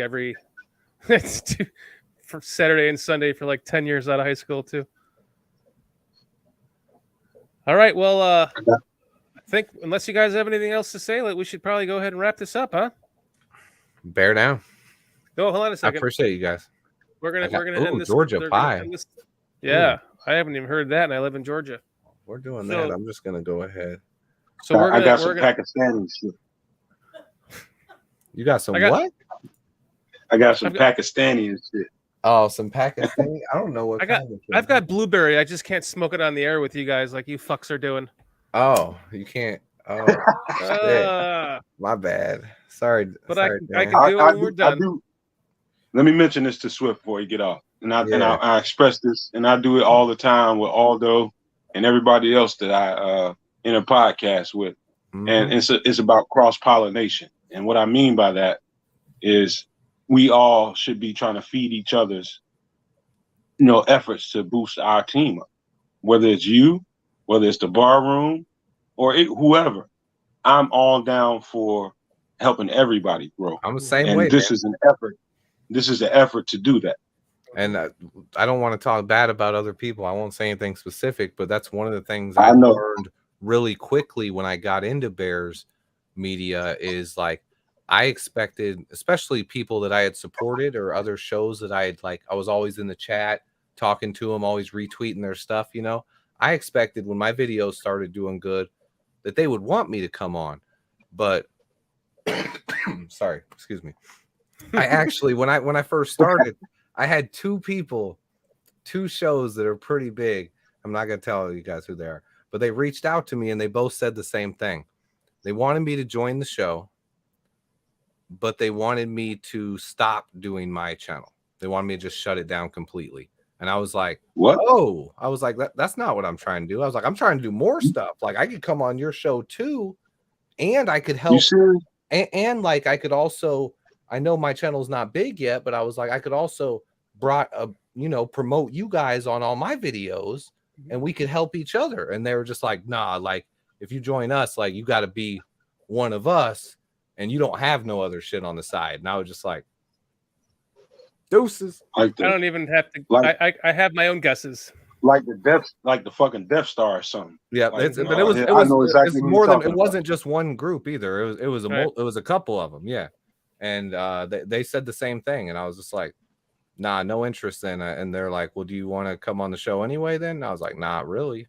Like, all right, peace. Look at Cliff in there. The tie-in between the shows are great. Helps both. I mean, I'm all for that, and we're not doing this just to help boost us. Yeah, we need help, and you're helping. But I'm all about wanting to cross pollinate and make sure everybody grows and gets what they're looking for in this thing. I'm always go, dude, go. Well, I was just talking smack. I was just making fun of you cross pollinating. Oh, go ahead. What is it? Not man. I'm the same way, man. I'm the same, and I've had this talk with Jordan Silvera before, who does work on the bar room now because he hadn't gotten into doing any of that, and kind of one of the first things he did was on my show. He had done other shows with somebody before, but I had him on my show a couple times, and then after that, he got offered a position on bar room and joined them, and it's something that me and him talked about. Is he had asked to be on a lot of people's shows. And people will kind of, when you're first getting started, like nobody's gonna mess with you. And it's I'm one of those. If you guys want to be on my show or you want to do a show with me or have me on, just ask me. I'm always trying to do more stuff. I probably won't always come on for 3 hours because my time's pretty limited. But I'm down to join for 20-30 minutes anytime. Like just send me a message and I'll pop on. Like. Sure, we could just even do like a quick 30-minute podcast and just be done with it and have you on. And we don't need the Monday nights. We kind of try to reserve just for longer podcasts because we're developing a good chat room now, and people like to they start coming in a little bit late too, and they like to hang out, and that's kind of our. I see. I recognize a lot of these scoundrels in the chat. But I mean, to what you were saying, it's like it's awesome to have you on here, Swifty, and we really appreciate you coming on because you're a lot bigger podcast than we are. You could have easily said, fuck you, I am too busy, I don't have time for this. But I mean, the same goes for you. You know, anytime you want to have one of us on or both of us on, like we would love to come on and join you on a show sometime too. I mean, because For sure, we got to make it happen, man. Yeah, we will, man. We're all here. We all love the Bears. We all want to talk about the Bears, right? And I think we're all kind of sick of the media, the mainstream media bullshit, and that's kind of why I started this podcast. And lucky to have Nomad jump on with me and become my co-host. And it's great to just come out here I've and seen talk Nomad's Bears with asked real around. fans. He tries to stay anonymous, but I mean, He's only got gonna be the able to do same it name. for so You long. see Nomad everywhere. I mean, you see Yeah. his ass, and he'll be in the chats of different shows, and I'll see him in the Bears pressers. Like he's around. He knows he's out there. But I kind of got I'm started out there. on Bare Necessities with Jordan too. He kind of brought me on the first couple of shows. I did like Oh, 4 real? Is that how you got started on his Bare Necessities show? Then Yeah, I had actually that's cool. That's an even cooler tie-in. Okay. I had actually like been wanting to do this because like I told you, Kitty got me the mic and I just decided, oh fuck it, I'm gonna try to do this. And I was like, I need to find someone I can do this with. Good job, And Kitty. I had kind of reached out to Jordan to see if he wanted to start a podcast with me, and then he told me, boom, he had Bare Necessities, and I was like, well, Boom. cool. If you ever want to have a guest on, so he had me on a few times, and by then I had already started my own, and then boom, I got Nomad. Nomad's killing it. So now it's like we don't really even have much time to do that because it's you know how it is. It's going on for 4 hours on Bare Necessities is kind of a lot when you're trying to do your own podcast. Jordan can talk, man. Yeah. Jordan can. That's one of the first things. That's where we bonded so much at was I do my shows. I usually record offline because I like to edit and shorten them up, you know. And the first couple times I talked to Jordan, we were just like kind of spitballing and like we recorded for like Same 2.5 hours. And I was like, dude, I wanted like 10 minutes of video footage. I was like, now I got a 20-minute video with like an hour and a half bonus footage at the end. And I was like, I got to trim this down. But yeah, me and Jordan could just talk forever. Like, he knows his stuff. So I respect Jordan. Like he's a guy, we don't agree on everything. Like, but he's one of those guys. It's rare that you can disagree with someone and them not get personal with you on Twitter. And that's one of the hardest things usually on Twitter is because I like to, if I see someone that says something that I know is wrong, I'm going to retweet it or comment on it and tell them what's actually right. And most of the time people just immediately go to, you know, start calling you an idiot or something, you know, or something they don't like that. Jordan's always going to come back with his football take. And I like it. So that's something I respect about Jordan. Like he knows his stuff. Myself as well. Yeah. All right. So again, anytime you want to come on, we'll keep this shorter next time, unless it's maybe we can do like a different day of the week and get you in for just a half an hour or something, just talk whatever on breaking news. That'd be awesome. You're an awesome guest, Swifty. We appreciate you taking time for the little man tonight. Really appreciate you on that. And you do such great work. It's great to get to know you and become friends with you in this Bears universe that we're all in. Yeah, I agree, man. I'd already got to chop it up with you a little bit, so I was excited tonight. I asked Shorty actually. I was like, Nomad's gonna be there, right? I was excited to get to talk to Nomad for the first time as well. Like it's always good. Nobody wants to talk to me. That's another reason, Dan. I was here. It's your show, man. I was coming on to join and talk to you, but like we also didn't get to chop it up like on that other one. It was kind of like a show, you know. We were both like we had these timers and stuff. We did a little bit, but. That was a lot of fun, though. It was also someone else's show. We couldn't. Yeah, I'm here. Hey, Swift, I got you on some beats. I just gotta tell. I promised all those a while back, man, but some shit happened. Oh, snap. Some shit happened in my life. Some personal stuff happened, and I haven't been doing it. But I got you. I'm gonna get all those and I'm gonna get you some. I'm always down. Tighten up this show with some. Don't do. Nothing. I got you. Don't go out of your way or nothing crazy. But I'll you make me some shit. I'll use it, bro. Just make sure you put my name up there when the beat come on, whatever. Oh, you know I won't. I'm good. I'm gonna put anonymous. This was given to me by anonymous. Hey, you want to remain anonymous, right? I'm gonna put Nomad and then just a bunch of numbers, right? Hey man, made I by got Nomad. you, don't worry about 057263572. I got you, bro. I got you. Yo, I'm just playing with you, Nomad. Yo, I appreciate that, man, brother. For real, it was good talking to you, man. Good and nice getting to hear your voice and actually get to chat up with you. You too, Dan, man. It was great. Thank you, Swifty.